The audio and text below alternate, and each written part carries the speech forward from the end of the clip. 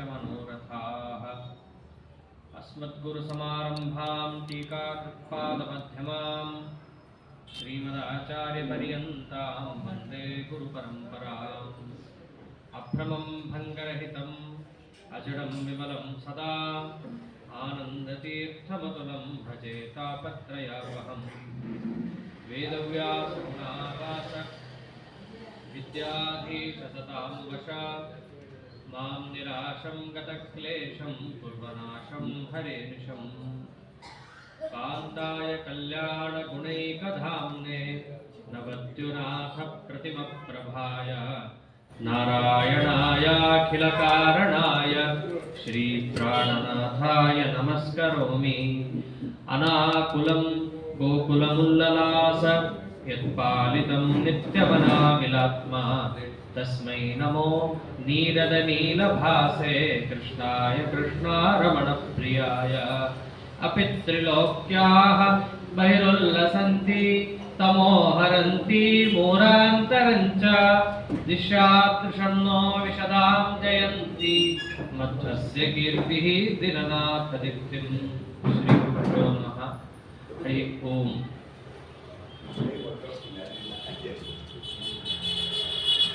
ಶಿಷ್ಯರಿಗೆಲ್ಲ ನಾವು ಬದರಿಕಾಶ್ರಮಕ್ಕೆ ಹೋಗ್ತಾ ಇದ್ದೀವಿ ಅಂತ ಸ್ಪಷ್ಟವಾಗಿ ಹೇಳದೆ ಹೊರಡ್ತಾ ಇದ್ದೀರಿ ಅಂತಷ್ಟೇ ಹೇಳಿ ಹೋಗ್ತಾ ಇರೋ ದಾರಿ ನೋಡಿದ್ರೆ ಅವರು ಊಹಿಸ್ಕೋಬೇಕು, ಆಚಾರ್ಯರು ಹಿಮಾಲಯದಲ್ಲಿ ಯಾವುದೋ ಒಂದು ಪ್ರದೇಶಕ್ಕೆ ಹೊರಡ್ತಾ ಇದ್ದಾರೆ, ವೇದವ್ಯಾಸ ದೇವರನ್ನು ನೋಡ್ಲಿಕ್ಕೆ ಹೊರಡ್ತಾ ಇದ್ದಾರೆ.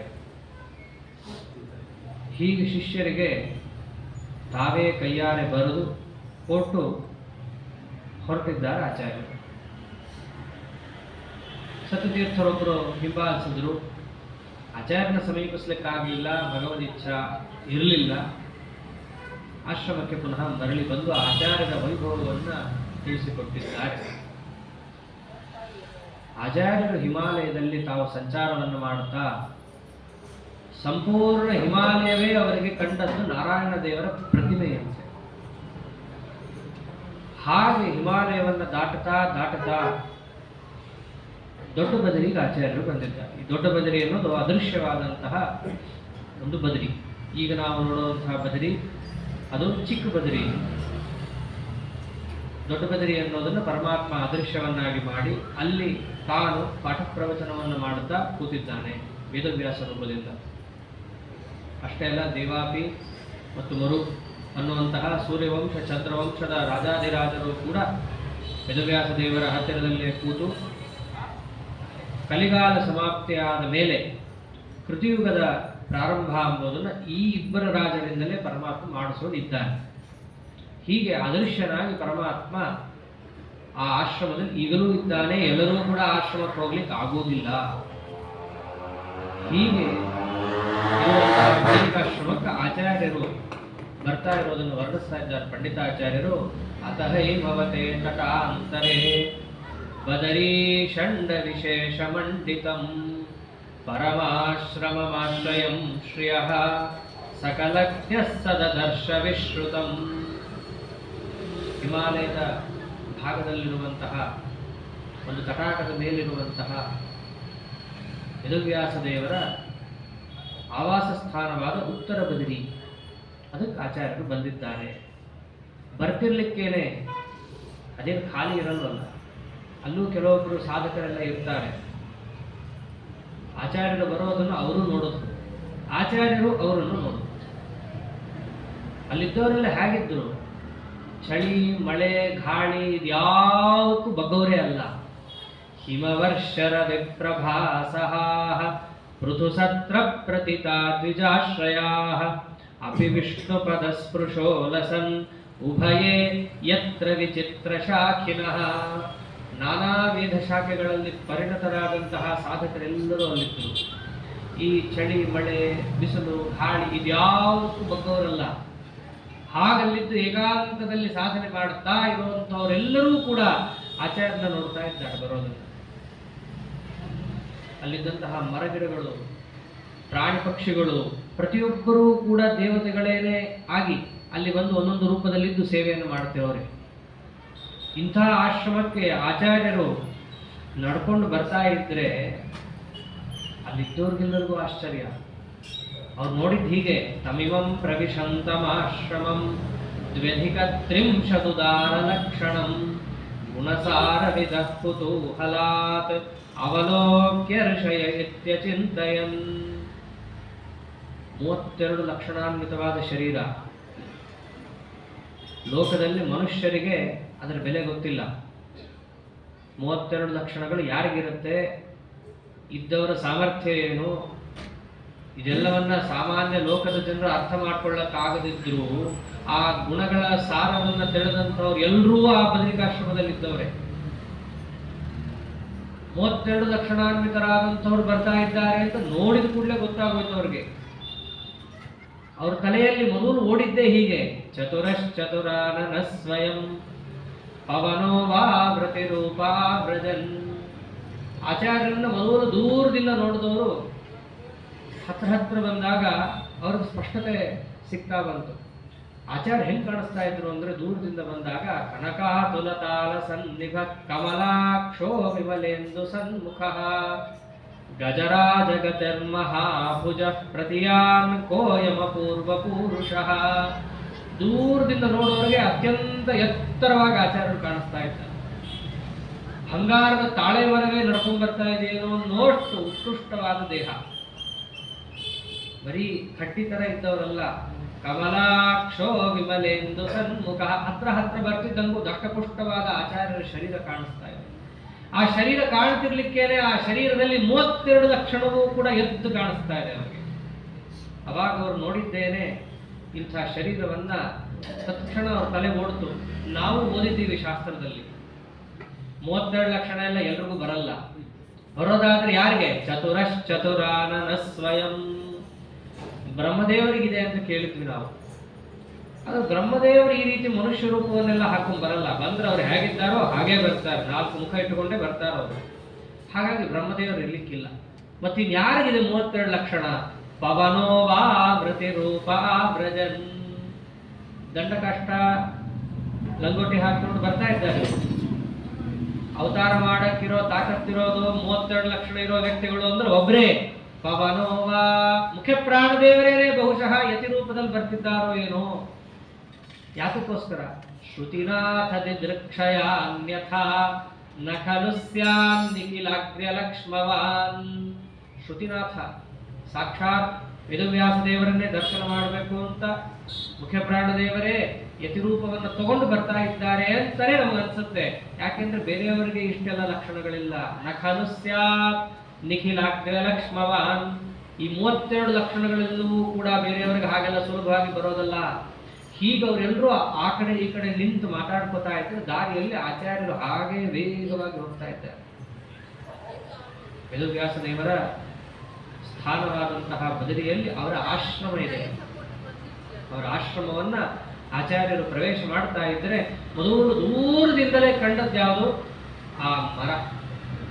ದೂರದಲ್ಲೇನೆ ಆ ಬದರಿ ವೃಕ್ಷ ಏನಿತ್ತಲ್ಲ, ವೇದವ್ಯಾಸ ದೇವರು ಯಾವ ಒಂದು ಮರದ ಕೆಳಗಡೆ ಕೂತು ಪಾಠ ಪ್ರವಚನವನ್ನು ಮಾಡ್ತಾರೋ ಅಂತಹ ಮರ ದೂರದಿಂದ ಕಾಣಿಸ್ತವ್ರಿಗೆ.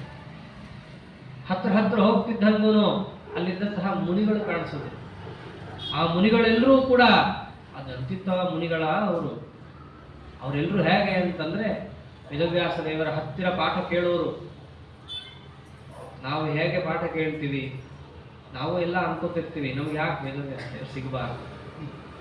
ನಾವು ಕೇಳ್ತಿದ್ವಪ್ಪ, ನಾವೇನು ಕಮ್ಮಿ, ನಾವೇನು ಹರಿಭಕ್ತರಲ್ವಾ, ನಮ್ಮಲ್ಲಿ ಭಕ್ತಿ ಇಲ್ವಾ, ನಮ್ಮನ್ನು ದೇವರು ಉದ್ಧಾರ ಮಾಡಬೇಕಿತ್ತು. ಆದ್ರೆ ವೇದವ್ಯಾಸ ದೇವರ ಹತ್ರ ಕೂತವ್ರು ಹೇಗಿರ್ತಾರೆ ಅಂತ ಪಂಡಿತಾಚಾರ್ಯ ಚಿತ್ರಣ ಕೊಡ್ತಾರೆ. ಅವ್ರು ಹೇಗಿದ್ರು? ಅಪಿಮನ್ಯು ಮದಾದಿ ವರ್ಜಿತಾನ್ ಗತ ಭೋಗಾನ್ ಪವನಾಶನಾನ್ ಸದಾ. ಅವ್ರು ಹೇಗಿದ್ರು ಅಂತಂದ್ರೆ ಅವರಿಗೆ ಸಿಟ್ಟು ಶಡುವು ಅನ್ನೋದು ಇಲ್ಲವೇ ಇಲ್ಲ. ಅವರಿಗೆ ಊಟಕ್ಕಾಗಿ ಎದ್ದು ಹೋಗಬೇಕು ಅಂತ ಯಾವ ಆಸೆ ಇಲ್ಲ. ಟೈಮ್ ಆಗ್ತಿರ್ಲಿಕ್ಕೆ ಗಡಿಯಾರ ನೋಡ್ತೀವಿ. ಅಂಥವರೆಲ್ಲ ವೇದವ್ಯಾಸ ದೇವರ ಹತ್ರ ಉಪನ್ಯಾಸ ಕೇಳಲಿಕ್ಕೆ ಲಾಯಕ್ಕೆ ಅಲ್ಲ.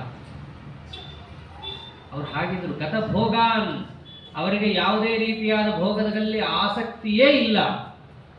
ಅವ್ರು ಅದಕ್ಕೋಸ್ಕರ ಅಲ್ಲಿ ಬಂದೂ ಇಲ್ಲ. ಅದ್ರ ಮತ್ತೆ ಊಟ ಬೇಡ. ಊಟ ಇಲ್ಲದೆ ಇದ್ರೆ ಹೇಗೆ? ಅವ್ರಿಗೆ ಊಟ ಅದು ಇದು ಅಲ್ವೇ ಇಲ್ಲ. ಮತ್ತಿನ್ನೇನು ಪವನಾಶನ ಸದಾ ಗಾಳಿಯನ್ನೇ ಆಹಾರವನ್ನಾಗಿ ಸೇವಿಸ್ತಾ ಉತ್ಕೃಷ್ಟವಾದ ಪ್ರಾಣಾಯಾಮದಲ್ಲಿ ಪ್ರವೀಣರಾದಂತಹ ಶಿಷ್ಯರುಗಳು ಅಲ್ಲಿ ಮುನಿಗಳಾಗಿ ವೇದವ್ಯಾಸ ದೇವರ ಸುತ್ತಲೂ ಕೂತಿರೋದನ್ನು ಆಚಾರ್ಯರು ನೋಡ್ತಾರೆ.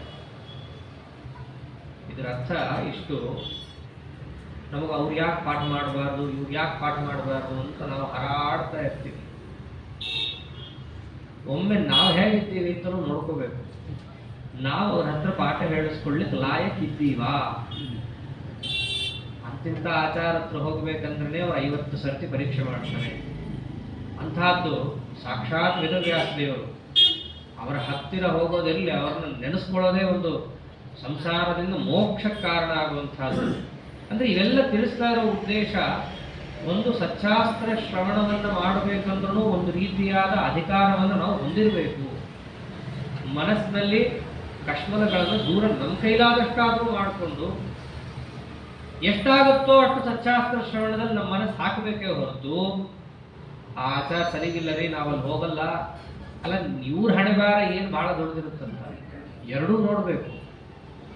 ಅದನ್ನು ತಿಳಿಸ್ತಾರೆ. ನಿಮ್ಮ ನಿಮ್ಮ ಯೋಗ್ಯತೆಗೆ ತಕ್ಕಂತೆ ಪರಮಾತ್ಮ ಒದಗಿಸ್ತಾ ಇರ್ತಾನೆ ಗುರುಗಳನ್ನ. ಅವರ ಯೋಗ್ಯತೆ ದೊಡ್ಡದಿತ್ತು. ಕಾಮಕ್ರೋಧವನ್ನ ಸಂಪೂರ್ಣ ತ್ಯಾಗ ಮಾಡಿದ್ರು. ಭೋಗಾದಿಗಳಲ್ಲಿ ಮನಸ್ಸೇ ಇಲ್ಲ. ಊಟ ಬೇಗ, ಗಾಳಿ ಕುಡಿತೀವಿ ಸಾಕು. ಹೀಗಿದ್ರು. ಆದ್ದರಿಂದಲೇ ಅವ್ರಿಗೆ ಯಾರು ಸಿಕ್ಕಿದ್ರು? ಸ್ವಯಂ ವೇದವ್ಯಾಸ ದೇವರು ಸಿಕ್ಕಿದ್ರು ಗುರುಗಳಾಗಿ. ಆಚಾರ್ಯರು ನಡ್ಕೊಂಡು ಬರ್ತಾ ಇದ್ದಾರೆ. ಮರ ನೋಡಿದ್ರು. ಆ ಮರದಲ್ಲೂ ವಿಶೇಷ. ಇಲ್ಲೊಂದು ಪ್ರಮೇಯನೂ ಇದೆ. ಪಾಠ ಹೇಳಿಸ್ಕೊಂಡ ಶಿಷ್ಯರೆಲ್ಲರೂ ಪುಸ್ತಕವನ್ನ ಮನೆಗೆ ತಗೊಂಡು ಹೋಗ್ತಾ ಇರಲಿಲ್ಲ. ಅವರೆಲ್ಲರೂ ಪಾಠ ಹೇಳಿಸ್ಕೊಂಡು ಆ ಪುಸ್ತಕವನ್ನ ಅದೇ ಮರಕ್ಕೆ ಜ್ಯೋತ್ ಹಾಕಿಟ್ಟು ಹೋಗ್ತಾ ಇದ್ರು. ಶ್ರಿತಸಾಧು ಪುರಾಣ ಭಾರತಂ ನಿಗಮಂ ಮೂರ್ತಮಿವೋರುಷಾಖಿನಂ ಅಂತ. ಅವ್ರೇನು ವೇದಗಳನ್ನು, ಭಾರತವನ್ನು, ಪುರಾಣವನ್ನು ವೇದವ್ಯಾಸ ದೇವರಿಂದಲೋ ಶುಕಾಚಾರ್ಯರಿಂದಲೋ ಪಾಠ ಕೇಳ್ತಿದ್ರು. ಅದನ್ನು ಹಾಗೆ ಗಂಟೆ ಕಟ್ಟಿ ವಾಲಿ ಪ್ರತಿ ಕಟ್ಟಿ ಆ ಮರದ ಒಂದು ಕೊಂಬೆ ಕಟ್ಟಿ ಹೋಗ್ಬಿಡೋದು. ಆ ಮರದ ವೈಭವ ಅದು ಬರೀ ಎಲೆ ಅಷ್ಟೇ ಅಲ್ಲ, ಸಾಕ್ಷಾತ್ ಭಾರತಾದಿ ಗ್ರಂಥಗಳನ್ನೇ ಹೊತ್ತುಕೊಂಡಿತ್ತು ಆ ಮರ. ಆ ಮರದ ಸುತ್ತಲೂ ಇಂತಹ ಮುನಿಗಳು.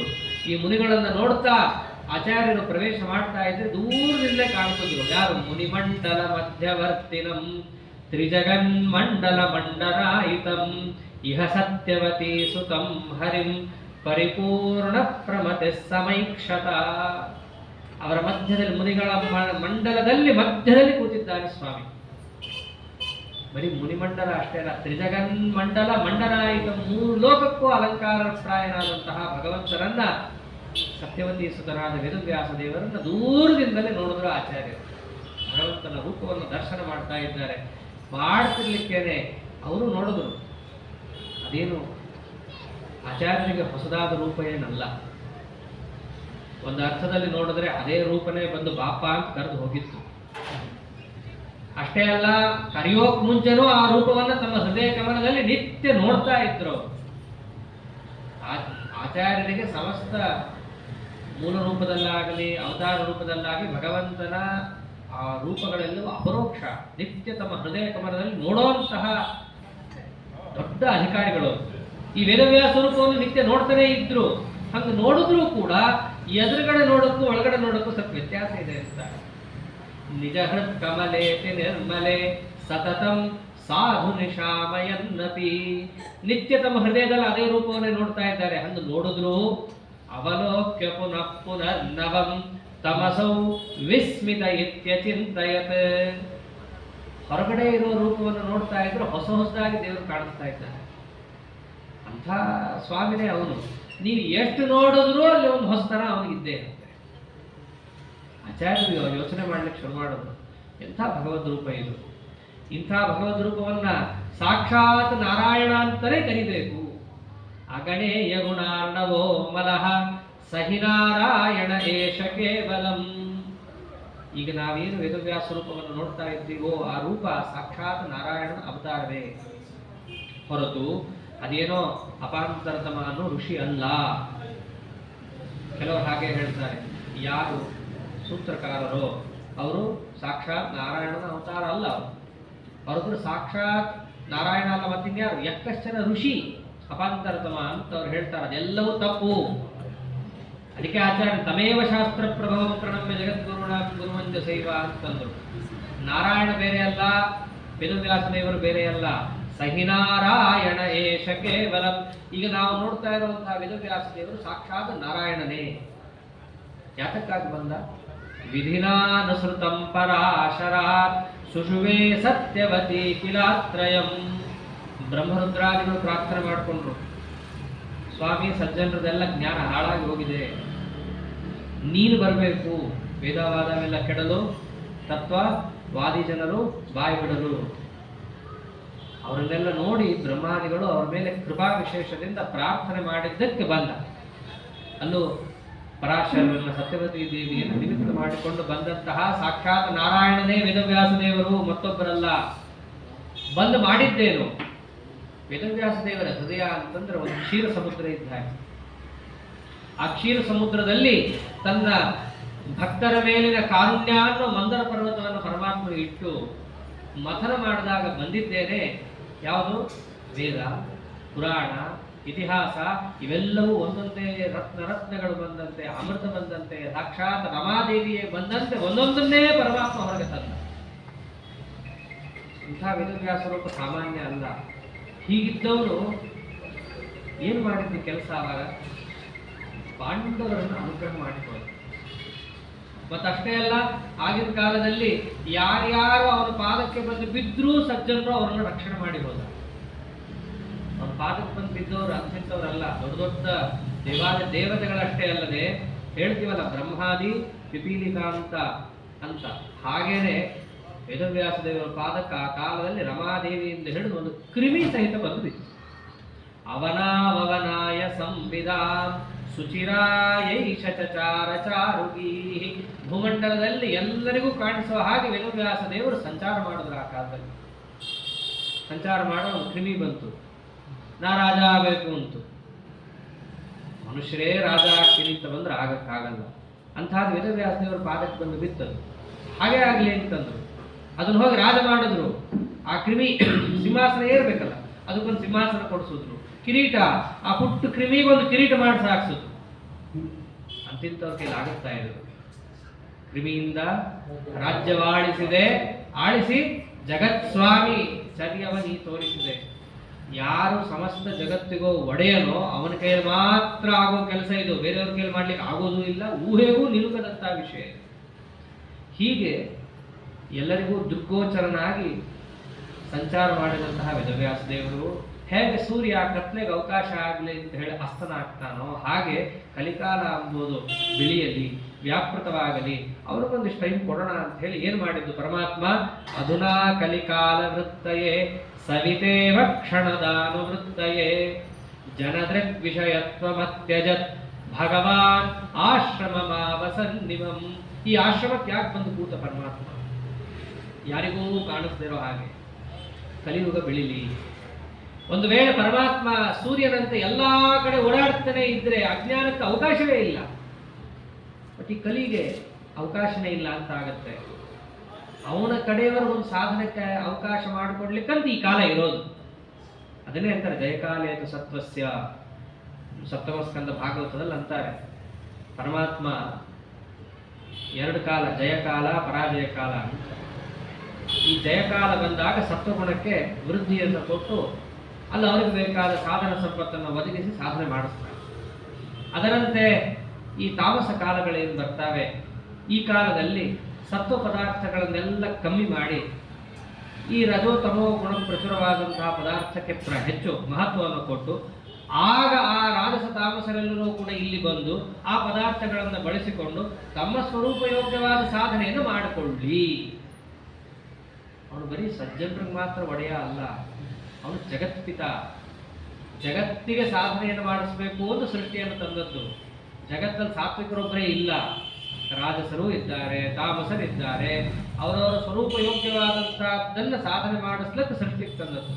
ಸಾತ್ವಿಕರಿಗೆ ತತ್ವಜ್ಞಾನ, ಹರಿಗುರು ಭಕ್ತಿ, ವೈರಾಗ್ಯ ಇವೆಲ್ಲ ಅವರ ಸಾಧನ ಸಂಪತ್ತಾದರೆ, ಅದೇ ತಾಮಸರಿಗೆ ರಾಜಸರಿಗೆ ಅದಕ್ಕೆ ವಿರುದ್ಧವಾದದ್ದು ಅಜ್ಞಾನ, ಸಂಶಯ, ಹರಿಗುರು ದ್ವೇಷ. ಅದಕ್ಕೊಂದು ಟೈಮ್ ಬೇಕಲ್ಲ.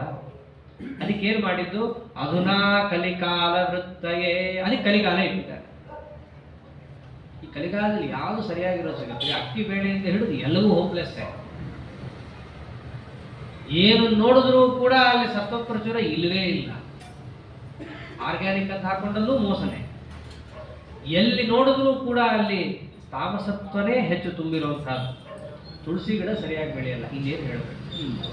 ಯಾವುದೋ ಕೊಳೆ ಗಿಡ ಬೆಳೆಯುತ್ತೆ, ಇದರಲ್ಲೇ ಗೊತ್ತಾಗುತ್ತೆ ಎಷ್ಟು ಸಾತ್ವಿಕತೆ ಇದೆ ನಮ್ಮ ಸುತ್ತಮುತ್ತಲು ಅಂತ ಹೇಳಿ. ಈ ಅವಸ್ಥೆಯನ್ನ ಪರಮಾತ್ಮನೇ ತಂದಿದ್ದು, ತರಬೇಕು ಅಂತಲೇ ತಂದದ್ದು. ಹಂಗೆ ಏನಾದರೂ ಜಗತ್ತಲ್ಲಿ ಇರಬೇಕು ಅಂದ್ರೆ ತನ್ನ ಸನ್ನಿಧಾನ ಅಲ್ಲಿರಬಾರ್ದು.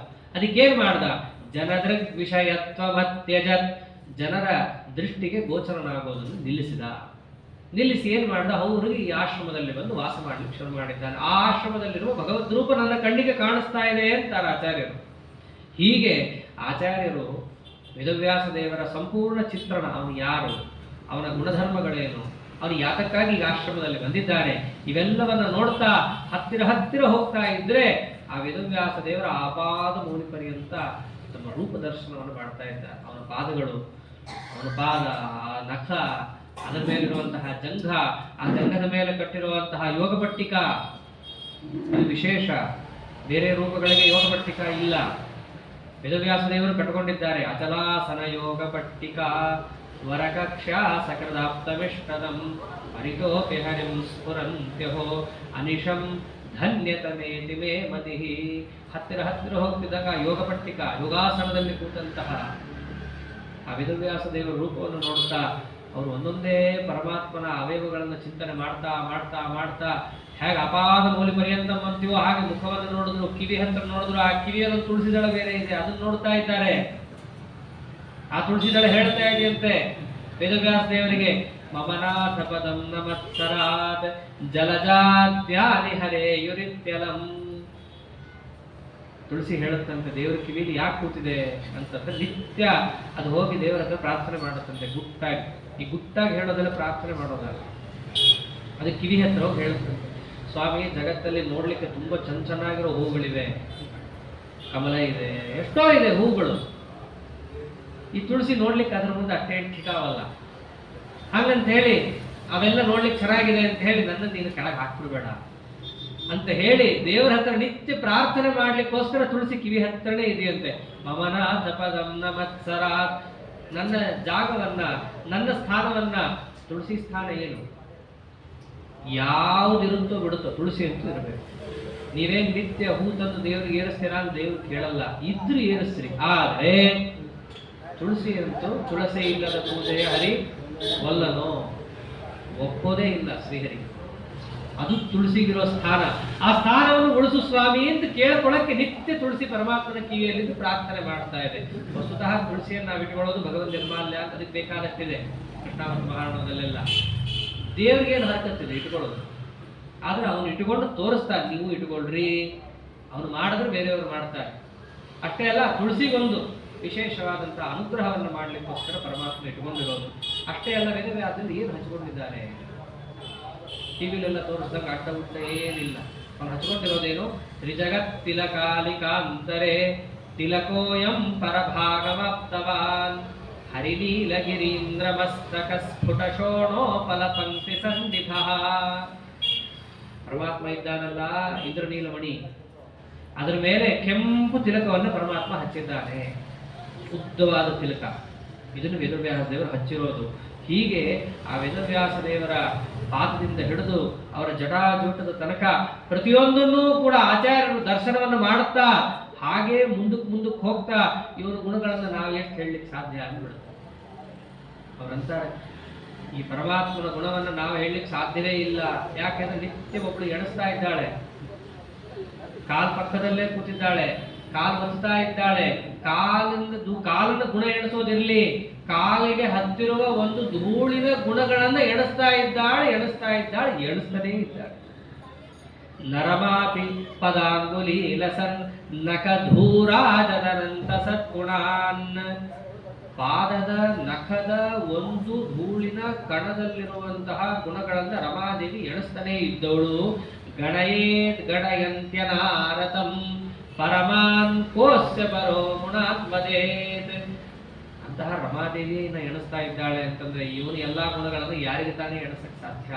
ಹೀಗೆ ಆಚಾರ್ಯರು ವೇದವ್ಯಾಸ ದೇವರ ಆಪಾದ ಮೂಡಿ ಪರ್ಯಂತ ದರ್ಶನವನ್ನು ಮಾಡಿ ಮುಂದಕ್ಕೆ ಹೋಗ್ತಾ ಇದ್ರೆ ಒಂದು ಮಾತು ಅವರೇ ಅನ್ಕೊಂಡ್ರು, ಅಲ್ಲ ನಾನು ಅಖಂಡ ಭೂಮಂಡಲವನ್ನು ನಿತ್ಯ ನೋಡ್ತಾನೆ ಇದ್ದೀನಿ, ಜಗತ್ತೇ ಒಂದು ವಿಚಿತ್ರವಾದಂತಹ ವಸ್ತು, ಬಹುಚಿತ್ರ ಜಗತ್ ಬಹುಧಾ ಕಾರಣಾತ್ ಪರಶಕ್ತಿರನಂತ ಗುಣ ಪರಮಃ. ಈ ಜಗತ್ತೇ ಒಂದು ವಿಚಿತ್ರವಾದದ್ದು, ಆ ಜಗತ್ತಿನಲ್ಲಿರುವ ಎಲ್ಲಾ ವೈಚಿತ್ರ್ಯವನ್ನ ಕಣ್ಣಾರೆ ನಿತ್ಯ ನೋಡೋನು ನಾನೇ ಅಂತಾರಲ್ಲ. ಪಶ್ಯಾಮ್ ಉತ್ತಮ ವಸ್ತು ದೂರ ತರಸೋ ಪಾಸ್ತಂಬರಸೋ ಯೋಷ್ಟಮಃ. 14 ಲೋಕವನ್ನ ನಿತ್ಯ ಕಣ್ಣಾರೆ ನೋಡುವಷ್ಟು ಸಾಮರ್ಥ್ಯ ಮುಖ್ಯ ಪ್ರಾಣ ದೇವರಿಗಿದೆ. ಅಷ್ಟು ವಿಚಿತ್ರವಾದಂತಹದ್ರಲ್ಲೇ ಇದೇನು ಹೋಪ್ಲೆಸ್, ಏನು ವಿಚಿತ್ರ ಇಲ್ಲ ಅಂತ ನೋಡುವಂತ ನನಗೆ ಪರಮಾತ್ಮನ ರೂಪವನ್ನು ನೋಡ್ತಾ ಇದ್ದೀನಿ, ನಾನು ಜಗತ್ತನ್ನು ನೋಡ್ತಾ ಇದ್ದೀನಿ. ಆದರೆ ಜಗತ್ತಿನ ವೈಚಿತ್ರ್ಯ ಅದು ಎಂಡ್, ಒಂದಕ್ಕೆ ಸೀಮಿತ, ಪರಿಮಿತ, ಪರಿಚ್ಛಿನ್ನ. ಆದರೆ ಪರಮಾತ್ಮನ ರೂಪದಲ್ಲಿರುವ ವೈಚಿತ್ರ್ಯಕ್ಕೆ ಮಿತಿನೇ ಇಲ್ಲ. ನಿತ್ಯ ನೋಡ್ತಾ ಇದ್ರೂ ಕೂಡ ಒಂದೊಂದು ಹೊಸತನ ಕಾಣಿಸ್ತಾನೆ ಇದೆ.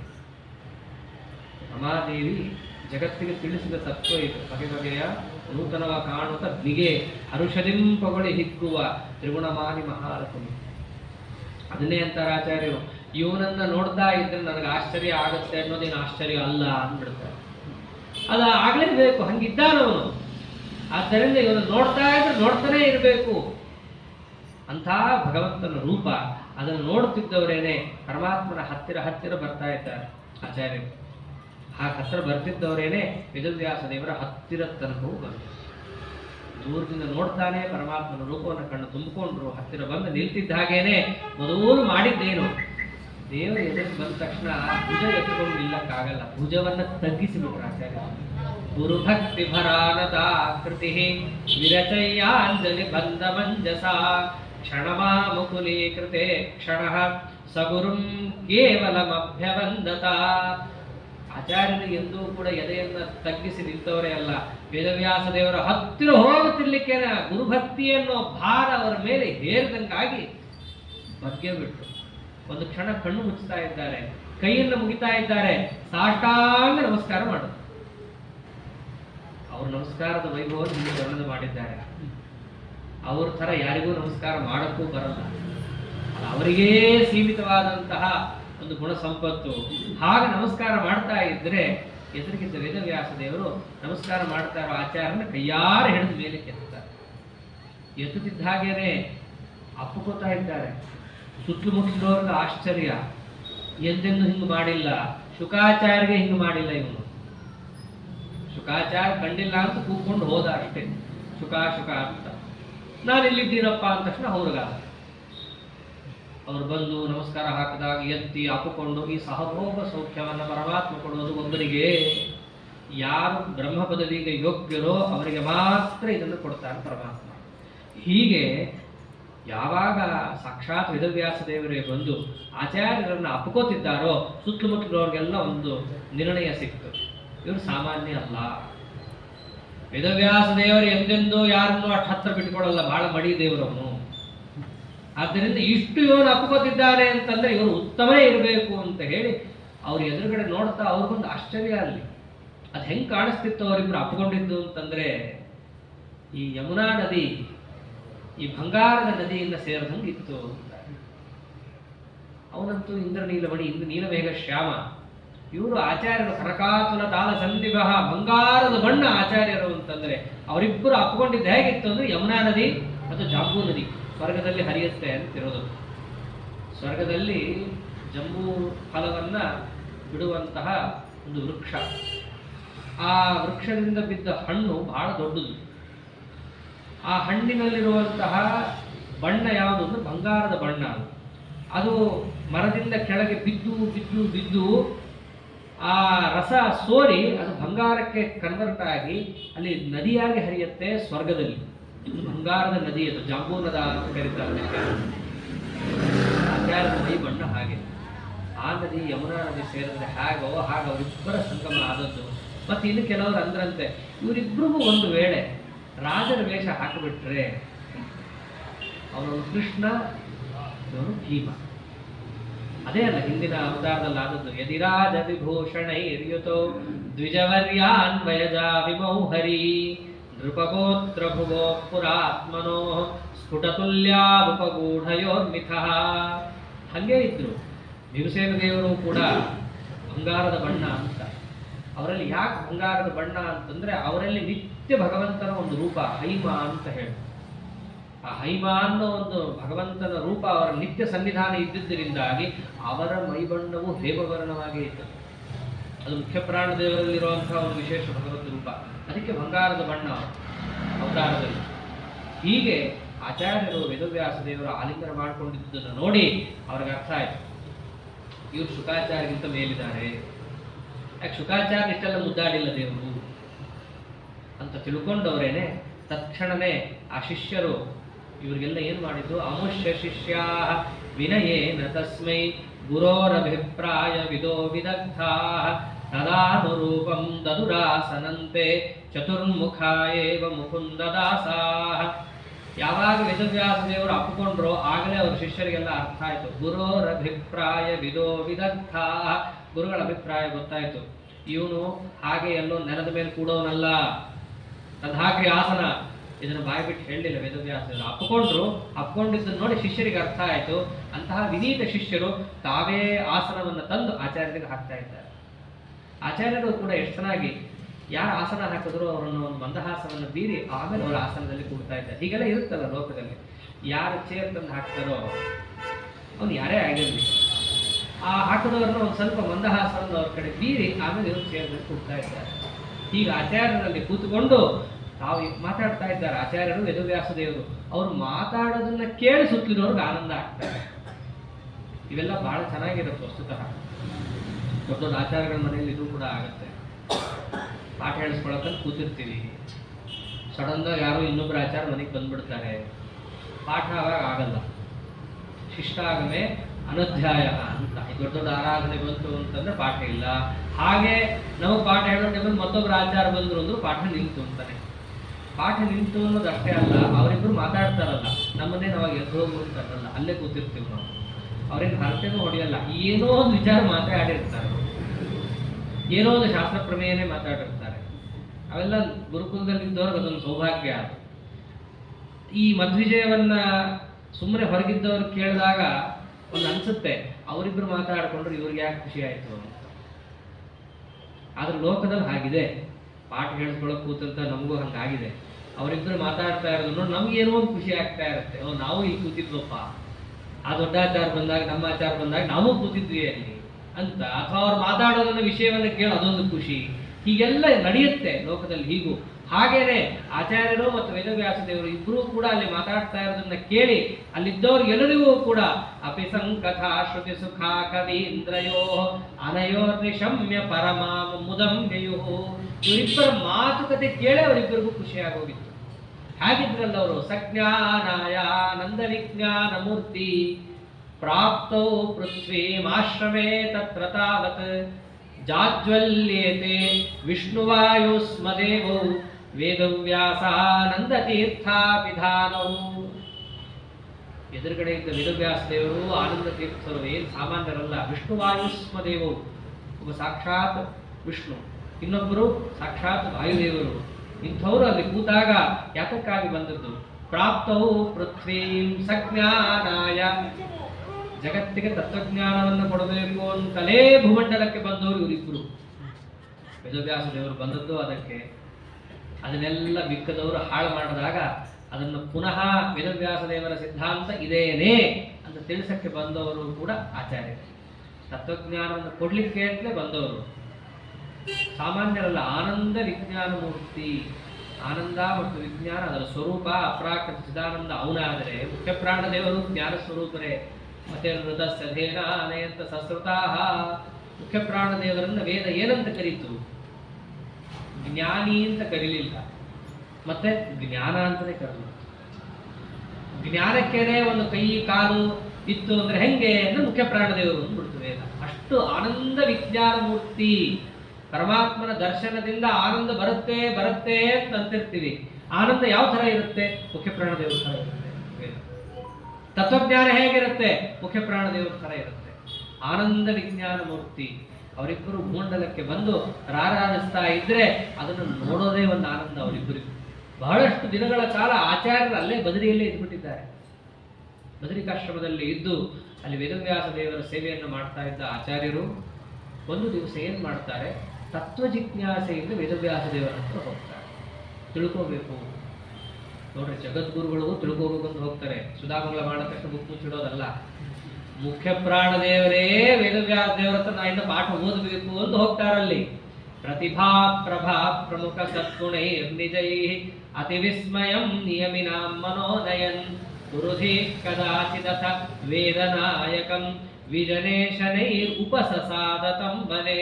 ಉಪಸಸಾದ, ತತ್ವಜ್ಞಾನಕ್ಕಾಗಿ ಉಪಸತ್ತಿಯನ್ನು ಮಾಡಿದರು ಆಚಾರ್ಯರು. ಆಚಾರ್ಯರಿಗೆ ತತ್ವಜ್ಞಾನದ ಕೊರತೆ ಏನಿಲ್ಲ, ಮೊದಲೇ ತುಂಬಿದ್ರು. ಅಷ್ಟು ತುಂಬಿದ್ರೂ ಕೂಡ ವೇದವ್ಯಾಸ ದೇವರು ಇನ್ನಷ್ಟು ತುಂಬಿಸ್ತಾರೆ. ತುಂಬಿದ್ದನ್ನು ಹೆಂಗ್ರಿ ತುಂಬಿಸ್ತಾರೆ, ಅದೇ ವಿಶೇಷ ಅಂತ. ಹಾಗೆ ಪುರ ಏವ ಪೂರಿತಮ ಪೂರಯತ್ ಪುನಃ ನನು ಕೃಷ್ಣ ಏಷ ಪರಮಾರ್ಥ ಸಂಖ್ಯೆಯ ಭಗವನ್ ಮನಃ ಪುರ ನಿವಾಯತಂ ಪುರ ನಿಜ ಧಾಮ ತಾಂಚ ಜಗೃಹೇ ತದದ್ಭುತಂ. ಅದೊಂದು ಅದ್ಭುತವಾದ ವಿಷಯ, ಅದನ್ನೆಲ್ಲ ಶಬ್ದದಲ್ಲಿ ಹೇಳೋಕ್ಕಾಗಲ್ಲ ಅಂದ್ಬಿಟ್ಟು ಪಂಡಿತಾಚಾರ್ಯ. ಹಾಗೆ ದ್ವಾರಕಾಪಟ್ಟಣ ನಿರ್ಮಾಣ ಆಗೋ ಕಾಲಕ್ಕೆ ಸಮಸ್ತ ಐಶ್ವರ್ಯ ಭರಿತ. ಅದಷ್ಟೇ ಅಲ್ಲದೆ ಕೃಷ್ಣ ಪರಮಾತ್ಮ ಎಲ್ಲ ರಾಜರನ್ನು ಬಡಿದು ಬಡಿದು ಬಡಿದು ಐಶ್ವರ್ಯವನ್ನು ತಂದು ಸುರಿದಿದ್ದ ಅಲ್ಲಿ. ಅಲ್ಲ, ಮೊದಲೇ ತುಂಬ ಹೋಗಿದ್ದ ದ್ವಾರಕಾಪಟ್ಟಣದಲ್ಲಿ ಪರಮಾತ್ಮ ತುಂಬಿಸ್ದ ಅಂತಂದ್ರೆ ಹೆಂಗೆ ಒಪ್ತಿರೋ? ಹಂಗೆ ಪುರ ಏವ ಪೂರಿತಮ ಪೂರಯತ್ ಪುನಃ, ಮೊದಲೇ ತತ್ವಜ್ಞಾನದಿಂದ ಪೂರ್ಣರು, ಪೂರ್ಣಪ್ರಜ್ಞರು ಅಂಥವರ ತಲೆಯಲ್ಲೂ ಕೂಡ ಪರಮಾತ್ಮ ಮತ್ತೊಂದಷ್ಟು ವಿಶೇಷವನ್ನು ತುಂಬುದ.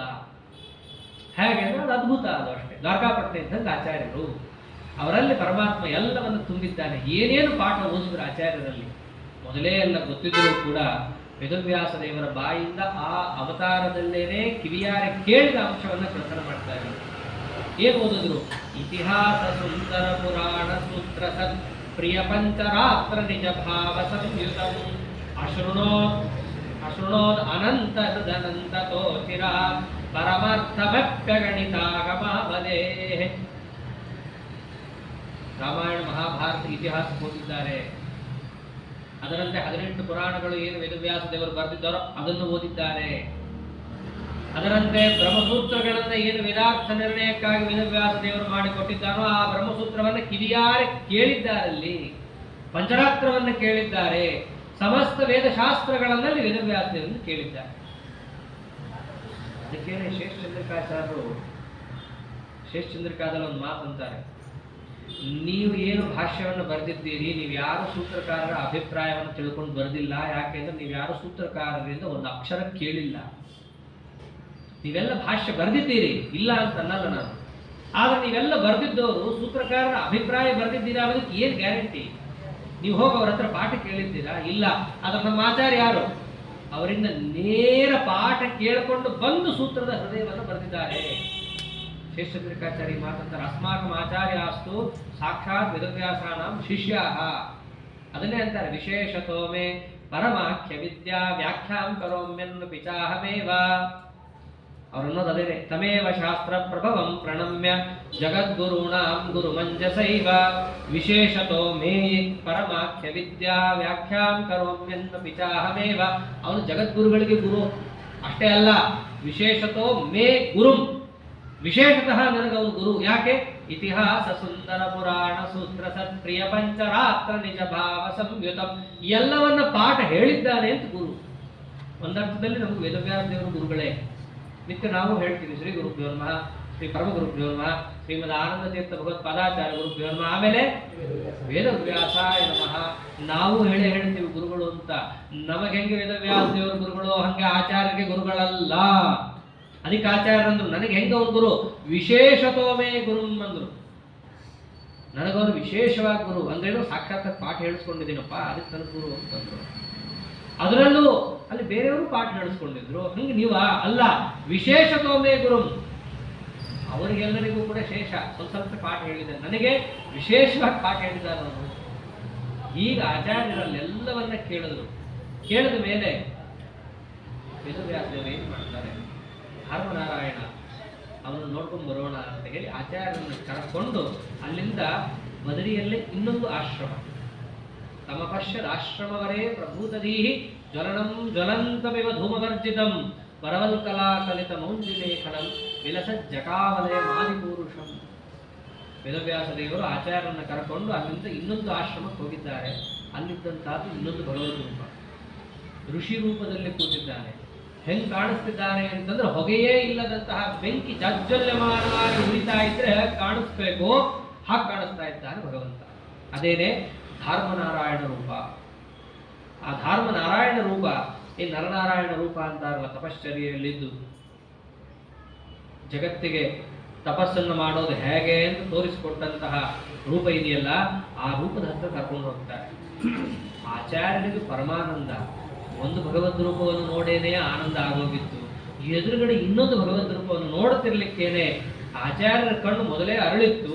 ದೇವರ ದರ್ಶನ ಆಗಿ ನಯನದ್ವಯೇನ ನಳಿನ ಪ್ರಭಾಮುಷ ಪರಿಪುಲ್ಲತಾ ವಿಲಸಿತೇನ ವಿಸ್ಮಯಾತ್ ತಮವೇಕ್ಷ ಧರ್ಮಜಂ ಅಧರ್ಮ ದುರ್ಲಭಂ ಮನಸೇತಿ ಭೂರಿತರ ಮಾನಸೋಸ್ಮರತ್. ಇವನು ಅಧಾರ್ಮಿಕರಿಗೆ ಸಿಗುವಂತಹ ದೇವರಲ್ಲ, ದೂರ ಆಚಾರ ನೋಡುದು. ಹೆಸರೇ ಧರ್ಮನಾರಾಯಣ. ವಿಷ್ಣು ಸಹಸ್ರನಾಮದಲ್ಲಿ ಅದೇ ಬರೋದು, ಧರ್ಮಸ್ಯ ಪ್ರಭು ಅಚ್ಯುತಃ. ಧಾರ್ಮಿಕರಿಗೆ ಮಾತ್ರ ಸಿಗ್ತಾನಾದ್ದರಿಂದ ಧರ್ಮನಾರಾಯಣ. ಧರ್ಮ ಅನ್ನೋದು ಅಷ್ಟು ಸುಲಭವಾಗಿ ಎಲ್ಲರೂ ಕೇಳು ಮಾಡೋಕ್ಕಾಗಲ್ಲ. ಈ ಮನಸ್ಸಿಗೂ ಧರ್ಮಕ್ಕೂ ತಾಕಲಾಟ ಬಂದಾಗ ಮನಸ್ಸು ಎಳೆದು ಬಿಡುತ್ತೆ ನಮ್ಮನ್ನು ಅಧರ್ಮದ ಕಡೆ. ಅಂಥದ್ದನ್ನು ಮೀರಿ ಆಗಲಿ ನನ್ನ ಮನಸ್ಸಿಗೆ ಏನು ನೋವು ಆದರೂ ಆಗಿ ನಾನು ಧರ್ಮವನ್ನೇ ಮಾಡ್ತೀನಿ ಅಂತ ಹೋಗುವ ಉತ್ಕೃಷ್ಟ ಸಾತ್ವಿಕರಿಗೆ ಮಾತ್ರ ಸಿಗುವ ನಾರಾಯಣ ಇವನಾದ್ದರಿಂದ ಇವನು ಏನಂತ ಕರೆದಿದ್ದಾರೆ? ಧರ್ಮನಾರಾಯಣ. ಎಲ್ಲರ ಜೀವನದಲ್ಲೂ ಬರುತ್ತಿದ್ದು ಏನೇನು ಯಾರಿಗೋ ಒಬ್ರಿಗೆ ಎಕ್ಸ್ಕ್ಲೂಸಿವ್ ಆಗಿ ಬರುವಂತಹದ್ದೇನಲ್ಲ. ನಾನಾ ಸನ್ನಿವೇಶಗಳನ್ನು ಪರಮಾತ್ಮ ತಂದೇ ತರ್ತಾನೆ. ತರೋಕ್ ಮುಂಚೆ ನಿಮಗೆ ಧರ್ಮಾಧರ್ಮ ಪರಿಜ್ಞಾನವನ್ನೂ ಕೊಡ್ತಾನೆ. ಅಂಥ ಕರುಣಾಳು. ಏನಪ್ಪ ಗೊತ್ತಿಲ್ಲದೆ ಆಗೋಯ್ತು, ಅಚಾನಕ್ ಆಗಿ ಆಕ್ಸಿಡೆಂಟ್, ಅವಕಾಶ ಇಲ್ಲ, ನಿಮ್ಗೆಲ್ಲವನ್ನೂ ತಿಳಿಸಿಕೊಡ್ತಾನೆ ದೇವರು. ನೋಡಿ, ಇದು ಧರ್ಮ, ಇದು ಅಧರ್ಮ ಎಲ್ಲ ತಿಳಿಸ್ಕೊಟ್ಟಿದ್ದೀನಿ. ಈ ಧರ್ಮ ಮಾರ್ಗದಲ್ಲಿ ಬಾ, ನಾ ಸಿಗ್ತೀನಿ. ಧರ್ಮ ಮಾರ್ಗದಲ್ಲಿ ಬರಲಿಲ್ಲ, ನಾ ಸಿಗಲ್ಲ. ಧರ್ಮ ಮಾರ್ಗದಲ್ಲಿ ಬಿಟ್ಟು ಬೇರೆ ಕಡೆ ಹೋದ್ರೂ ಕೂಡ ಏನೋ ಒಂದಿಷ್ಟು ಸುಖ ಸುಪ್ಪತ್ತಿಗೆ ಅದನ್ನು ಕೂಡ ಇಟ್ಟಿರ್ತಾನೆ ದೇವರು. ಕೇಳ್ತಾನೆ, ನೋಡು ನಿನಗೆ ಯಾವ ಕಡೆ ಹೋಗಬೇಕು. ಸುಖ ಸುಪ್ಪತ್ತಿಗೆ ಒಂದೇ ಥರ ಅಲ್ಲ, ನಾನಾ ಥರ ಇರುತ್ತೆ. ಅದು ಬಂಧು ಬಾಂಧವ ರೂಪದಲ್ಲಿರುತ್ತೆ, ವಸ್ತುಗಳ ರೂಪದಲ್ಲಿರುತ್ತೆ, ನಾನಾ ರೂಪ.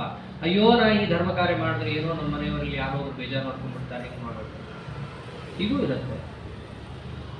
ನಾವಿಷ್ಟೆಲ್ಲ ಮಡಿ ಆಚಾರ ಎಲ್ಲ ಮಾಡಿದ್ರೆ ನಮ್ಮ ಮನೆಯವ್ರನ್ನ ತಡ್ಕೊಳಕ್ಕಾಗಲ್ಲ, ಹಾಗಾಗಿ ಬಿಟ್ಟೇ ಬಿಡೋಣ. ಅಲ್ರಿ, ಮಡಿ ಆಚಾರ ಮಾಡೋದು ಮನೆಯವ್ರಿಗ ದೇವ್ರಿಗ? ಅದೊಂದಿದೆ. ಏನದು? ನಮ್ಮ ಮನೆಯಲ್ಲಿ ಏನಾಗುತ್ತೆ ತಕ್ಷಣ ಮಾಡ್ತೀನಿ. ಹೌದು, ಅದೊಂದಿದೆ. ಸ್ವಸ್ವ ಯೋಗ್ಯತಾನುಸಾರ ಮಾಡೋದು ಅನ್ನೋ ಒಂದು ತತ್ವ ಇದೆ. ಆ ಯೋಗ್ಯತಾನುಸಾರ ಮಾಡೋದ್ರೆ ನಮಗೆ ನಾವೇ ಕಮ್ಮಿ ಹಾಕೊಂಡ್ಬಿಟ್ರೆ ಬೇಡದೇ ಇರೋದನ್ನ ಎಷ್ಟೋ ಮಾಡ್ತಿರ್ತೀರಿ. ನೈಟ್ ಶಿಫ್ಟ್ ಇರುತ್ತೆ, ಹೋಗ್ತೀವಿ. ಇಲ್ಲ ಬೆಳಗ್ಗೆ 3ಕ್ಕೆ ಎದ್ದು ಬನ್ನಿ, ಹೋಗ್ತೀವಿ. ಅವಾಗ ಬರಲ್ಲ ಮನೆಯಲ್ಲಿ. ಜಕ್ಕಸದೆ ಹೆಂಡತಿ ಎದ್ದು 3ಕ್ಕೆ ಎದ್ದು ಮಾಡಿ ಕಳಿಸ್ತಾಳ. ಅವಾಗ ರಾತ್ರಿ ಆದ್ರೂ ಬಂದು ಕಾದು ಕೂತು ಬಂದ್ರ ಬಾಗಿಲು ತೆಗೆದೆಲ್ಲ ಮಾಡ್ತಾರಲ್ಲ. ಅದೇ ಭಗವತ್ ಪೂಜೆಗೆ ಬಂದಾಗ ಯಾಕಪ್ಪ ಅಷ್ಟು? ಅಲ್ಲಿ ಮಾತ್ರ ಸುಸ್ತಾಗಿ ಹೋಗುತ್ತೆ. ಹಂಗೆ ಯಾರು ಸುಸ್ತು ಮಾಡ್ಕೊಂಡು ಅದು ಏನಿಲ್ಲ. ಮನಸ್ಸು ಒಂದಕ್ಕೆ ಕೇಳುತ್ತೆ, ಒಂದಕ್ಕೆ ಕೇಳಲ್ಲ. ಎಲ್ಲ ಗೊತ್ತಿರುವಂತಹ ಅಂಶನೇ. ಧರ್ಮ ಮತ್ತು ಅಧರ್ಮ. ಈ ಕಲಿಗಾಲದಲ್ಲಿ ಆ ಮನಸ್ಸು ಬೇಡ ಅಂದ್ರೂ ಆ ಅಧರ್ಮದ ಕಡೆಗೇ ಹೋಗ್ತಾ ಇರುತ್ತೆ. ಅದನ್ನ ಎಳಕೊಂಡು ಬರಬೇಕು ಧರ್ಮದ ಕಡೆ. ಬಹಳ ಕಷ್ಟ ಅದು. ಅದೇ ತಪಸ್ಸು, ಮತ್ತಿನ್ನೇನಲ್ಲ. ತಪಸ್ಸಂದ್ರೆ ಅದೇನೋ ಮೂಗು ಹಿಡ್ಕೊಂಡು ಅವ್ರಿಗೆ ಎಲ್ಲೋ ಒಂದು ಕಡೆ ಕೂಡೋದಲ್ಲ. ಅಧರ್ಮದ ಕಡೆ ಹೋಗೋ ಮನಸ್ಸನ್ನ ತಪ್ಪಿಸಿ ಧರ್ಮದ ಕಡೆ ಎಳ್ಕೊಂಬರೋದಿದೆಯಲ್ಲ, ಇದು ಮೊದಲನೇ ತಪಸ್ಸು, ಫೌಂಡೇಶನ್ ಇದು. ಇದ್ರ ಮೇಲೆ ಮುಂದಿನ ಏನು ಬೇಕಾದ್ರೂ ಮಾಡೋದು ಒಂದು ಅರ್ಥ ಇದೆ. ಹೀಗೆ ಯಾರು ಅನುಷ್ಠಾನ ಮಾಡ್ತಾರೋ ಅವ್ರಿಗೆ ಯಾರು ಸಿಗ್ತಾನೆ? ಧರ್ಮಸ್ಯ ಪ್ರಭುರಚ್ಯುತಃ, ಅಂಥವ್ರಿಗೆ ಸಿಗ್ತಾನೆ. ಅದೇ ಅಧರ್ಮ ಮಾಡ್ತಿದ್ರೆ ಅಧರ್ಮ ದುರ್ಲಭಂ ಅಂದ್ರೆ ಆಚಾರ್ಯರು. ತಮವೇಕ್ಷ ಧರ್ಮಜಮಧರ್ಮ ದುರ್ಲಭಂ ಮನಸೇತಿ ಭೂರಿತರ ಮಾನಸೋಸ್ಮರತ್. ಅಧರ್ಮ ಮಾಡ್ಕೊಂಡಿರ್ತೀನಿ, ದೇವರು ಸಿಕ್ಲಿ ಅಂದ್ರೆ ಸಿಗಲ್ಲ. ನಮ್ಗೆ ಯಾಕ್ರಿ ಹರಿಭಕ್ತಿ ಬರಲ್ಲ? ನಾವು ಒಳ್ಳೆಯವರೇ. ಹಾಗೆಲ್ಲ ಕೆಲವರು ಪ್ರಶ್ನೆ ಮಾಡ್ತಾರೆ. ತುಂಬ ಚೆನ್ನಾಗಿರುತ್ತೆ ಅವ್ರ ಪ್ರಶ್ನೆ. ನಾವು ಎಲ್ಲ ಒಳ್ಳೆಯವರೇ, ಸಾತ್ವಿಕರೇ, ಎಲ್ಲರನ್ನೂ ಚೆನ್ನಾಗೇ ಮಾತಾಡಿಸ್ತೀವಿ.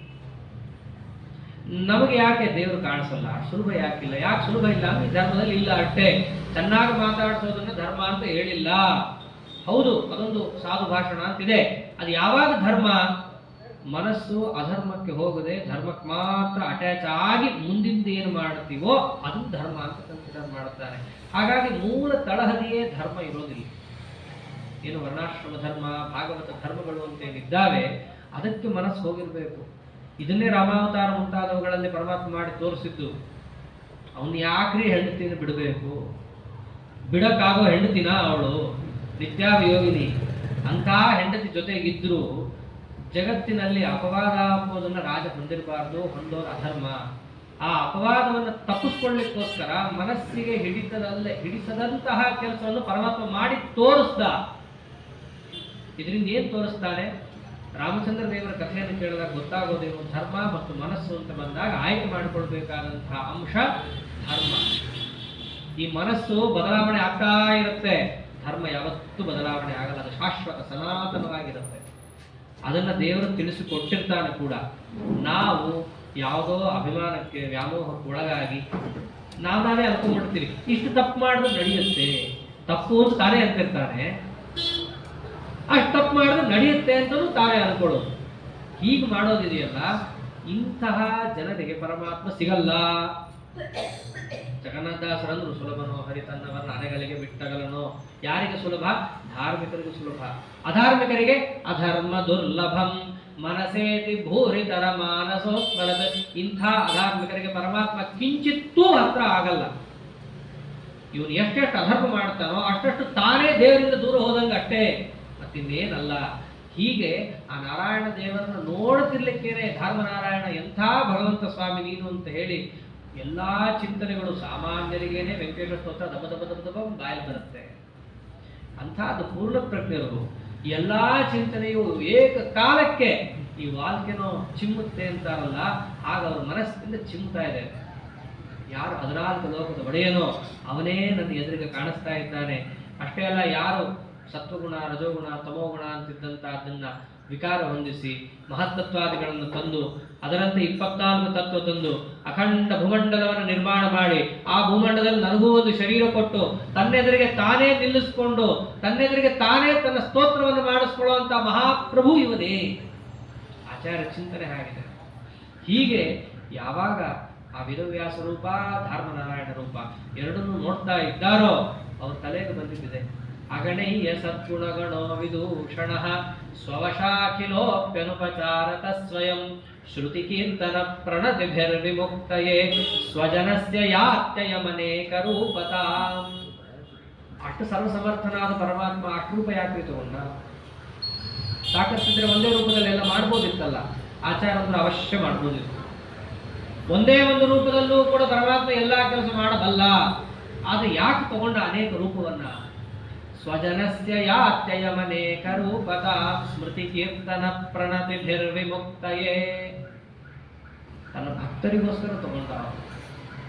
ತನ್ನ ಭಕ್ತರಿಗೆ ಒಂದೇ ರೂಪವನ್ನ ಚಿಂತನೆ ಮಾಡಲಿಕ್ಕೆ ಯೋಗ್ಯತಾ ಇಲ್ಲ. ಅನೇಕ ತರಹ ಭಕ್ತರು, ಅನೇಕ ತರಹ ಸಾಧಕರು, ಅವರವರ ಹೃದಯ ಕಮಲದಲ್ಲಿರುವಂತಹ ಭಗವದ್ ರೂಪಗಳನ್ನು ಪರಮಾತ್ಮ ಇಟ್ಟಿದ್ದು ಯಾಕೆ? ಅವರವರ ಯೋಗ್ಯತಾನುಸಾರ ಸಾಧನೆಯನ್ನು ಮಾಡಿ ಆ ರೂಪವನ್ನು ಕಾಡ್ಲಿ. ತನ್ನ ಭಕ್ತರಿಗೆ ಒಂದೇ ರೂಪದಿಂದಲೂ ಮೋಕ್ಷ ಕೊಡಬಲ್ಲಂಥವನು ಆ ಭಕ್ತರ ಸೌಕರ್ಯಕ್ಕೋಸ್ಕರವಾಗಿ ರೂಪಗಳನ್ನು ಬೇರೆ ಬೇರೆ ಮಾಡಿಟ್ಟ. ಯಾತಕ್ಕೋಸ್ಕರ ರೂಪ ಬೇರೆ ಮಾಡಿದ್ದು? ಭಕ್ತರಿಗೋಸ್ಕರ. ಅವರು ಆಯಾಯ ರೂಪವನ್ನ ಚಿಂತನೆ ಮಾಡಿ ಧ್ಯಾನೋಪಾಸನೆಯನ್ನು ಮಾಡಿ ಮೋಕ್ಷಾದಿ ಪುರುಷಾರ್ಥವನ್ನು ಪಡೆಯಲಿ.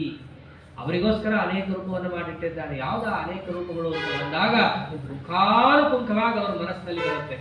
ರಾಮನೋನೆ, ಕೃಷ್ಣನೋನೆ, ಹಂಸ, ಧನ್ವಂತರಿ, ಕಪಿಲ, ದತ್ತಾತ್ರೇಯ, ಋಷಭ, ನರ, ನಾರಾಯಣ, ಅನೇಕ ರೂಪಗಳಲ್ಲಿದ್ದವನು ಅವನೇ. ಕಡೆಗೆ ನನ್ನ ಎದುರಿಗೆ ಅನಂತ ರೂಪದಿಂದ ಅಭಿನ್ನನಾದ ಧರ್ಮ ನಾರಾಯಣನೂ ಇವನೇ. ಕಡೆಗೆ ಅಂದಿದ್ದ ಆಚಾರ್ಯಷ್ಟೇ, ಪರಮಾತ್ಮನೇ ಸತತಮೇಕ ರೂಪಿಣೆ ದಶರೂಪಿಣೆ ಶತಸಹಸ್ರ ರೂಪಿಣೆ ಅವಿಕಾರಿಣೆ ಸ್ಫುಟಮನಂತ ರೂಪಿಣೆ ಸುಖಚಿತ್ ಸಮಸ್ತ ತನವೇ ನಮೋ ನಮಃ. ಪರಮಾತ್ಮನೇ ಪರಮ ಎಲ್ಲರಿಗಿಂತ ಉತ್ತಮನಾದ ಆತ್ಮ ಸ್ವಾಮಿ ಸರ್ವಸ್ವಾಮಿಯಾದವನು ಇವನೇ. ಸತತಂ ಏಕರೂಪಿಣೆ ಮೂಲ ರೂಪದಲ್ಲಿ ನಾರಾಯಣ ರೂಪನಾಗಿದ್ದವನು ಅವನೇ. ದಶರೂಪಿಣೆ ತಾನೇ ದಶವ್ಯೂಹವನ್ನು ತಗೊಂಡು ಮತ್ತೆ ಆ ದಶವ್ಯೂಹವನ್ನು ಕಲಿಗಾಲದಲ್ಲಿ ವಿಶೇಷ ಉಪಾಸನೆಯನ್ನು ಮಾಡಬೇಕು ಅಂತ ಹೇಳಿರೋದು. ಅಂತಹ ದಶರೂಪವನ್ನು ತಗೊಂಡವನು ಇವನೇ. ಅದರಂತೆ ಶತರೂಪಿಣೆ ನಾರಾಯಣಾದಿ ಶತರೂಪಗಳು ಅಂತಿದ್ದಾವೆ. ಅಂತಹ 100 ರೂಪಗಳುಳ್ಳವನು ಇವನೇ. ಅದರಂತೆ ವಿಶ್ವಾದಿ ಸಹಸ್ರ ರೂಪಿಣೆ ವಿಶ್ವಂ ವಿಷ್ಣುರ್ ವಷಟ್ಕಾರ ಅಂತ ಹೇಳಿದು ಸರ್ವಪ್ರಹರಣಾಯುಧ ರೂಪದ ತನಕ ಸಹಸ್ರ ರೂಪಗಳು ಇವನದ್ದೇ. ಅದರಂತೆ ಅಮಿತ ರೂಪಿಣೆ ಅಜಿತಾದಿ ಅಮಿತ ರೂಪಗಳು ಅನಂತ ರೂಪಗಳಿದ್ದಾವೆ. ಹೀಗೆ ಪರಮಾತ್ಮನ ಅನಂತ ರೂಪಗಳು ಯಾತಕ್ಕಿರೋದು? ನಮಗೋಸ್ಕರ ಇರೋದು. ನಾವು ಪರಮಾತ್ಮನ ಆಯಾಯ ರೂಪಗಳನ್ನು ವಿಶೇಷವಾಗಿ ಜ್ಞಾನೋಪಾಸನೆಯನ್ನು ಮಾಡಿ ಮೋಕ್ಷಾದಿ ಪುರುಷಾರ್ಥವನ್ನು ಹೊಂದಲಿ ಎನ್ನುವುದಕ್ಕೆ ಪರಮಾತ್ಮ ತಂದಿದ್ದಾನೆ. ಹೀಗೆ ಅನಂತ ರೂಪದಿಂದ ಅಭಿತನಾದಂತಹ ನನ್ನ ಕಣ್ಣೆದುರಿಗೆ ವಿರಾಜಮಾನನಾದಂತಹ ಧರ್ಮನಾರಾಯಣ ನಿನಗೆ ನಮಸ್ಕಾರ ಮಾಡ್ತೀನಪ್ಪ ಅಂತ ಆಚಾರ್ಯರು ಸಾಷ್ಟಾಂಗ ನಮಸ್ಕಾರ ಮಾಡ್ತಾ ಇದ್ದಾರೆ. ಹೀಗೆ ಆಚಾರ್ಯ ನಮಸ್ಕಾರ ಮಾಡ್ತಿರ್ಲಿಕ್ಕೇನೆ ಅಲ್ಲಿದ್ದಂತಹ ಧರ್ಮನಾರಾಯಣ ತಾನೂ ಕೂಡ ಆಚಾರ್ಯನ ಮೇಲಕ್ಕೆ ಎತ್ತಿ ಆಚಾರ್ಯನ ಕೂಡಿಸ್ತಾ ಇದ್ದ. ಅವ್ರನ್ನ ಕೂಡಿಸೋಕೆ ಮುಂಚೆ ವೇದವ್ಯಾಸ ದೇವರಿಗೂ ಮತ್ತು ಧರ್ಮನಾರಾಯಣನಿಗೂ ಆಲಿಂಗನ ಎಲ್ಲ ಆಗುತ್ತೆ. ಮೊದಲು ಅವರಿಬ್ಬರು ಅಪ್ಪಗೊತ್ತಾರೆ. ಅಲ್ಲೊಂದಿಷ್ಟು ನಾಟಕ ತನ್ನದೇ ರೂಪ ಆದರೂ ಕೂಡ ಒಬ್ಬರು ಆಚಾರ್ಯ ಇನ್ನೊಬ್ಬರು ಆಚಾರ್ಯ ಬಂದಾಗ ಹೆಂಗೆ ಪರಸ್ಪರ ಎದ್ದು ಗೌರವ ಕೊಟ್ಟುಕೊಳ್ಳೋದು ಮಾಡ್ತಾರೋ ಹಾಗೆ ತಾನೂ ಕೂಡ ಆ ಧರ್ಮನಾರಾಯಣ ವೇದವ್ಯಾಸ ರೂಪಕ್ಕೆ ಬಂದಾಗ ಬಂದ್ರಿ ಅಂತ ಹೇಳಿ ಅವ್ರಿಗೊಂದು ಆಸನ ಹಾಕಿ ಅಪ್ಪಿಕೊಂಡು ಅವನು ತನ್ನ ರೂಪಕ್ಕೆ ತಾನೇ ಗೌರವ ಕೊಟ್ಟುಕೊಂಡ. ಅದನ್ನು ಜಗತ್ತಲ್ಲಿ ತೋರಿಸ್ತಾ ಇದ್ದಾನೆ. ಯಾವ ರೂಪ ಅವನು ಏನ್ ಬೇಕಾದ್ರೂ ಮಾಡ್ಬೋದಿತ್ತು. ಅವನು ಜಗತ್ತಿಗೆ ತೋರಿಸೋ ರೀತಿಯಲ್ಲಿ ತನ್ನದೇ ರೂಪಕ್ಕೆ ತಾನೇ ಗೌರವವನ್ನು ಕೊಟ್ಟುಕೊಂಡು ಆಚಾರ್ಯರು ಬಂದಿದ್ರು, ಅವರಿಗೂ ಕೂಡ ಅನುಗ್ರಹವನ್ನು ಮಾಡಿ ಹತ್ತಿರದಲ್ಲಿ ಅವರನ್ನು ಕೂಡಿಸಿಕೊಂಡು ವೇದವ್ಯಾಸ ದೇವರ ಮುಖವನ್ನು ನೋಡುತ್ತಾ ಧರ್ಮನಾರಾಯಣ ಆಚಾರ್ಯರಿಗೆ ಮಾತನ್ನು ಹೇಳಲಿಕ್ಕೆ ಶುರು ಮಾಡ್ತಾರೆ. ವೇದವ್ಯಾಸ ದೇವರು ಯಾವ ಆದೇಶವನ್ನು ಮಾಡಲ್ಲ, ನಾರಾಯಣ ದೇವರು ಆದೇಶ ಮಾಡ್ತಾರೆ.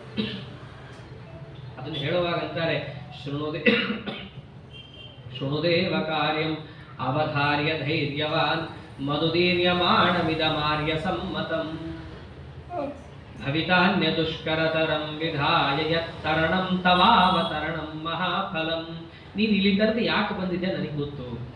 ಅಚ್ಯುತ ಪ್ರೇಕ್ಷಾಚಾರ್ಯರಿಗೆ ಒಂದು ಕಾರಣ ಹೇಳಿ ಹೋಗಿರ್ತಾರೆ. ನಾನು ಯಾತಕ್ಕಾಗಿ ಬಂದಿದ್ದೀನಿ ಅನ್ನೋದಕ್ಕೋಸ್ಕರ ತಿಳ್ಕೊಳಕ್ ಹೋಗ್ತಾ ಇದ್ದೀನಿ ಅಂತ ಹೇಳಿ ಹೋಗಿರ್ತಾರೆ ಆಚಾರ್ಯ. ಧರ್ಮನಾರಾಯಣ ಅದು ಇದು ಮಾತಾಡಲ್ಲ. ಮೊದಲನೇ ಶಬ್ದ ಆಡಿದ್ದೆ ತರಣಂ ತವಾವತರಣಂ ಮಹಾಫಲಂ. ನಿನ್ನ ಅವತಾರದ ಮಹಾಫಲವನ್ನು ಹೇಳ್ತೀನಿ, ಕಿವಿಯಾರೆ ಕೇಳು. ಶೃಣು, ಕೇಳಿಸ್ಕೋ. ನಿನಗೆ ಹೇಳ್ತಾ ಇರೋ ಕೆಲಸ ಅಂತಿಂತವ್ರದಲ್ಲ, ಇದು ದೇವ ಕಾರ್ಯ. ದೇವತೆಗಳು ಪ್ರಾರ್ಥನೆ ಮಾಡಿದ್ದಕ್ಕೆ ನಾನು ನಿನಗೆ ಆದೇಶ ಮಾಡಿದಂತಹ ಕಾರ್ಯ. ಅದು ಅಂತಿಂತವ್ರಿಗೆಲ್ಲ ಮಾಡೋಕ್ಕಾಗಲ್ಲ. ಯಾರಿಗೆ ಅತ್ಯಂತ ಧೈರ್ಯ ಇರುತ್ತೋ ಅವರಿಗೆ ಮಾತ್ರ ಮಾಡೋಕ್ಕಾಗುತ್ತೆ. ಅಂತ ಧೈರ್ಯ ನಿನಗಿದೆ. ಧೈರ್ಯ ಅಂತಂದ್ರೆ ಧೀರನಲ್ಲಿರುವ ಗುಣಕ್ಕೆ ಧೈರ್ಯ ಅಂತ ಕರೀತಾರೆ. ಜಗತ್ತಿನಲ್ಲಿ ಧೀರರು ಅಂತಂದ್ರೆ ಒಬ್ಬರೇ, ಅದು ಮುಖ್ಯ ಪ್ರಾಣದೇವರು. ಅಂತಹ ಧೈರ್ಯ ನಿನ್ನಲ್ಲಿದೆ. ಅದಕ್ಕೋಸ್ಕರವಾಗಿ ನಿನಗೆ ನಾ ಹೇಳ್ತಾ ಇದ್ದೀನಿ ಒಂದು ಕೆಲಸ. ಮತ್ತು ನಾನೇನು ನಿನಗೆ ಪಾಠ ಹೇಳ್ತೀನಿ, ನಾನೇನು ನಿನಗೆ ಹೇಳಲಿಕ್ಕೆ ಹೊರಟಿದ್ದೀನಲ್ಲ, ಇದು ವೇದವ್ಯಾಸ ದೇವರಿಗೂ ಸಮ್ಮತನೇ, ಆರ್ಯ ಸಮ್ಮತಂ. ಎದುರಿಗಿರುವಂತಹ ಸರ್ವಜ್ಞ ಶಿರೋಮಣಿಯಾದ ವೇದವ್ಯಾಸ ದೇವರಿಗೂ ಒಪ್ಪಿತವಾದ ಮಾತು. ಏನು ವೇದವ್ಯಾಸ ದೇವರೇ ಹಿಂಗೆ ನಿಮಗೂ ಒಪ್ಪಿಗೆ ತಾನೇ ಇದು ಅಂತ ಕೇಳಿದ ಹಾಗೆ ವೇದವ್ಯಾಸ ದೇವರ ಮುಖವನ್ನು ನೋಡ್ತಾ, ಆಚಾರ್ಯರ ಮುಖವನ್ನು ನೋಡ್ತಾ ಅಂತಾನೆ ಭವಿತಾನ್ಯ ದುಷ್ಕರತರಂ ವಿಧಾಯ ತರಣಂ. ಬೇರೆಯವರ ಮೇಲೆ ಆಗುವಂತಹ ಕೆಲಸ ಅಲ್ಲ ಇದು. ಬೇರೆಯವರ ಕೈಯಲ್ಲಿ ದುಷ್ಕರ ಅಂತಹದ್ದನ್ನು ಮಾಡಕ್ಕೆ ನೀವು ಬಂದಿದ್ದೀರಿ, ಅದನ್ನು ನಾನು ಹೇಳ್ತೀನಿ, ಅದನ್ನು ಕೇಳಿಸ್ಕೊಳ್ರಿ ಅಂತ ಹೇಳಿ ನಾರಾಯಣ ದೇವರು ಹೇಳಲಿಕ್ಕೆ ಶುರು ಮಾಡ್ತಾರೆ. ಏನಾಗಿದೆ ಜಗತ್ತಲ್ಲಿ? ಅಪಿಧಾಯ ಸೂತ್ರ ಹೃದಯಂ ಸತಾಂ ಪ್ರಿಯಂ ಪ್ರವಿಧಾಯ ಭಾಷ್ಯ ಮಧುನಾ ನಿಜೇಚ್ಛಯ ಅಪರೈ ಶ್ರುತಿ ಸ್ಮೃತಿ ನಿಜಾರ್ಥ ದೂಷಕೈ ಸುತರಾಂ ತಿರೋ ಭವತಿ ಸಂವಿಧಾಹತ. ಎಷ್ಟೋ ಜನ ದುರ್ಜನರು ಬಂದಿದ್ದಾರೆ. ಎಲ್ಲ ಸೂತ್ರದ ಅಭಿಪ್ರಾಯವನ್ನು ಮುಚ್ಚಿಟ್ಟು ತಮ್ಮದೇ ಗ್ರಂಥಗಳನ್ನು ಬರ್ಕೊಂಡು ಅದಕ್ಕೆ ಭಾಷ್ಯ ಅಂತ ಪ್ರಿಂಟ್ ಹಾಕೊಂಡು ಜಗತ್ತೆಲ್ಲ ಹರಡು ಬಿಟ್ಟಿದ್ದಾರೆ. ಅದರಿಂದ ಆದದ್ದೇನು? ಸಜ್ಜನರಿಗೆ ತ್ರಾಸ ಆಯಿತು, ಶ್ರುತಿ ಸ್ಮೃತಿಗಳ ದೂಷಣೆ ಆಯಿತು. ಆದ್ದರಿಂದ ಸಜ್ಞಾನವೇ ತಿರೋಧಾನವಾಗುವಂತಹ ಪರಿಸ್ಥಿತಿ ಬಂದಿದೆ. ಅದನ್ನಂತಾರೆ, ಅದನ್ನೇ ಟೀಕಾರಾಯ ಅಥ ಅವಿದ್ಯಾ ಪಠನಪೇತನೈನೈಃ ಅನ್ಯೈಃ ಅನ್ಯಥಾ ವ್ಯಾಖ್ಯಾತಾನಿ ಬ್ರಹ್ಮಸೂತ್ರಾಣಿ ಯಥಾ ವ್ಯಾಚಿತ್ಯಾಸು ಭಗವಾನ್ ಆಚಾರ್ಯವರ್ಯಃ. ದೇವರೇ ಬಂದು ಬ್ರಹ್ಮಸೂತ್ರ ಬರ್ಕೊಟ್ಟು ವೇದಾರ್ಥ ನಿರ್ಣಯ ಮಾಡಿ ಹೋಗಿದ್ದು ಆಗೋಗಿತ್ತು, ಸಾಕಾಗಿ ಹೋಗಿತ್ತಲ್ಲ ಅಂತಂದ್ರೆ ಟೀಕಾರಾಯರಂತಾರೆ, ಹೌದು ಬರ್ಕೊಟ್ಟು ಹೋಗಿದ್ದ, ಆಮೇಲೆ ಬಂದವರು ಹಾಳು ಮಾಡಿದ್ರಲ್ಲ ಅದನ್ನ ಯಾಕೆ ಬಿಡ್ರಿ ಅಂತಂದ್ರು. ಬರ್ಕೊಟ್ರು ಬರ್ಕೊಡದೇರೋ ಹಾಗೆ ಮಾಡಿಟ್ಟು ಹೋಗಿದ್ರಲ್ಲ, ಅದೇ ಸೂತ್ರ ಇದೆ, ಅದೇ ಅಧಾತ ಬ್ರಹ್ಮ ಜಿಜ್ಞಾಸ ಇದೆ, ಎಲ್ಲ ಇದೆ. ಹಾಗಿದ್ರೂ ಕೂಡ ಅದರ ತಲೆ ಮೇಲೆ ಮಸಿ ಬಳಿದು ಹೋದರೆ ಜಗತ್ತಿಗೆ ಹೆಂಗೆ ಅರ್ಥ ಆಗುತ್ತೆ? ಅವಗುಂಠಿತತ್ವೇನ ಅಪ್ರಣೀತ ವಿವಮನ್ಯಮಾನ ಭಗವಾನ್ ಆನಂದ ತೀರ್ಥ ಮುನಿ ಅಂತಾರೆ. ದುರ್ಜನರು ಬಂದಿದ್ದರಿಂದಾಗಿ ಯಾವ ಬ್ರಹ್ಮಸೂತ್ರಗಳು ಜಗತ್ತಿಗೆ ಉಪಕಾರಕವಾಗಬೇಕಿತ್ತೋ ಅದು ಎಲ್ಲವೂ ಕೂಡ ಅವಗುಂಠಿತ, ಅಂದ್ರೆ ತತ್ವಜ್ಞಾನಪ್ರದ ಆಗೋದೇ ಇಲ್ಲ ಅನ್ನೋ ಸ್ಥಿತಿಗೆ ಅದು ಮುಟ್ಟೋಗಿತ್ತು. ಅಂದ್ರೆ ಬರೆದ್ರು ಬರ್ಕೊಡದೇ ಇರುವಂತಹ ಸ್ಥಿತಿಗೆ ಮುಟ್ಟಿದ್ದರಿಂದಾಗಿ ಆಚಾರ್ಯರು ಏನ್ ಮಾಡಿದ್ರು, ಬಂದು ಆ ಸೂತ್ರಕ್ಕೆಲ್ಲವನ್ನು ಕೂಡ ಭಾಷ್ಯ ಬರಿಬೇಕಾಯ್ತು. ಅದನ್ನೇ ಅಂತಾರೆ, ಎಲ್ಲಾ ಸೂತ್ರಕ್ಕೂ ಕೂಡ ತಮ್ಮ ತಮ್ಮದೇ ಆದ ಅರ್ಥವನ್ನು ಕಲ್ಪಿಸಿ ಪ್ರಿಂಟ್ ಹೊಡೆಸ್ಬಿಟ್ರು. ಸೂತ್ರ ಭಾಷ್ಯ ಅಂತ ಹೇಳಿ, ಗೀತಾ ಭಾಷ್ಯ ಅಂತ ಹೇಳಿ, ಉಪನಿಷತ್ ಭಾಷ್ಯ ಅಂತ ಹೇಳಿ. ಶ್ರುತಿ ಸ್ಮೃತಿ ನಿಜಾರ್ಥ ದೂಷಕರು ಜಗತ್ನಲ್ಲಿ ತುಂಬಿಕೊಂಡಿದ್ದಾರೆ. ಅದಕ್ಕೆ ನೀ ಏನು ಮಾಡಬೇಕು? ಅಪನೇ ತುಮೇನ ಮನಯಂ ಕೃತಂ ಖಲೈ ಪ್ರತಿನೇತು ಆತ್ಮಜನತಾಂ ಶುಭಾಂ ಗತಿಂ ಕುರುಸೂತ್ರ ಭಾಷ್ಯಮ ವಿಲಂಬಿತಂ ಬ್ರಜೇ ಸುಮತೇನ ಯೋಜಯ ಕವೇ ಶ್ರುತಿ ಸ್ಮೃತಿ. ಆಚಾರ್ಯರು ನಾರಾಯಣ ದೇವರಿಂದ ಆದೇಶವನ್ನು ಪಡಿತಾ ಇದ್ದಾರೆ. ಆದ್ದರಿಂದ ಈ ಅನ್ಯಾಯವನ್ನು ತಡೆಗಟ್ಟಲಿಕ್ಕೆ, ಜಗತ್ತಿಗೆ ತತ್ವಜ್ಞಾನವನ್ನು ಕೊಟ್ಟು ಅವರವರ ಯೋಗ್ಯವಾದ ಸ್ಥಾನಕ್ಕೆ ಅವರನ್ನು ಮುಟ್ಟಿಸ್ಲಿಕ್ಕೆ ನೀನು ಅತಿ ಶೀಘ್ರದಲ್ಲಿ ಈ ಬದರಿಕಾಶ್ರಮ ಬಿಟ್ಟು ಹೋಗಬೇಕು. ಹೋಗಿ ಸೂತ್ರ ಭಾಷ್ಯವನ್ನು ಬರಿಬೇಕು. ಹೆಂಗೆ ಬರಿಬೇಕು? ಸುಮತೇನ ಯೋಜಯ ಕವೇ ಶ್ರುತಿ ಸ್ಮೃತಿ.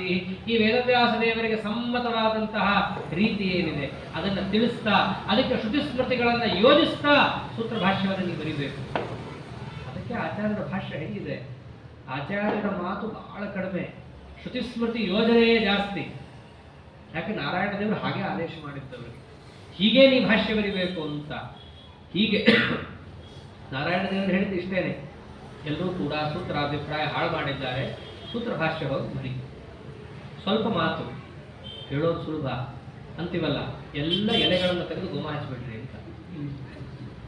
ಬಹಳ ಸುಲಭ ಹೇಳೋದು, ಮಾಡೋದು ಅದನ್ನೇ ಅಂದ್ರು. ಅಮಿತಾಂ ಮಿತಾಮಪಿ ಗಿರಂ ಜಗದ್ಗುರೋ ಇತಿ ತಾಂ ನಿಶಮ್ಯ ವಿರಲೇ ತರಾಂತರಃ.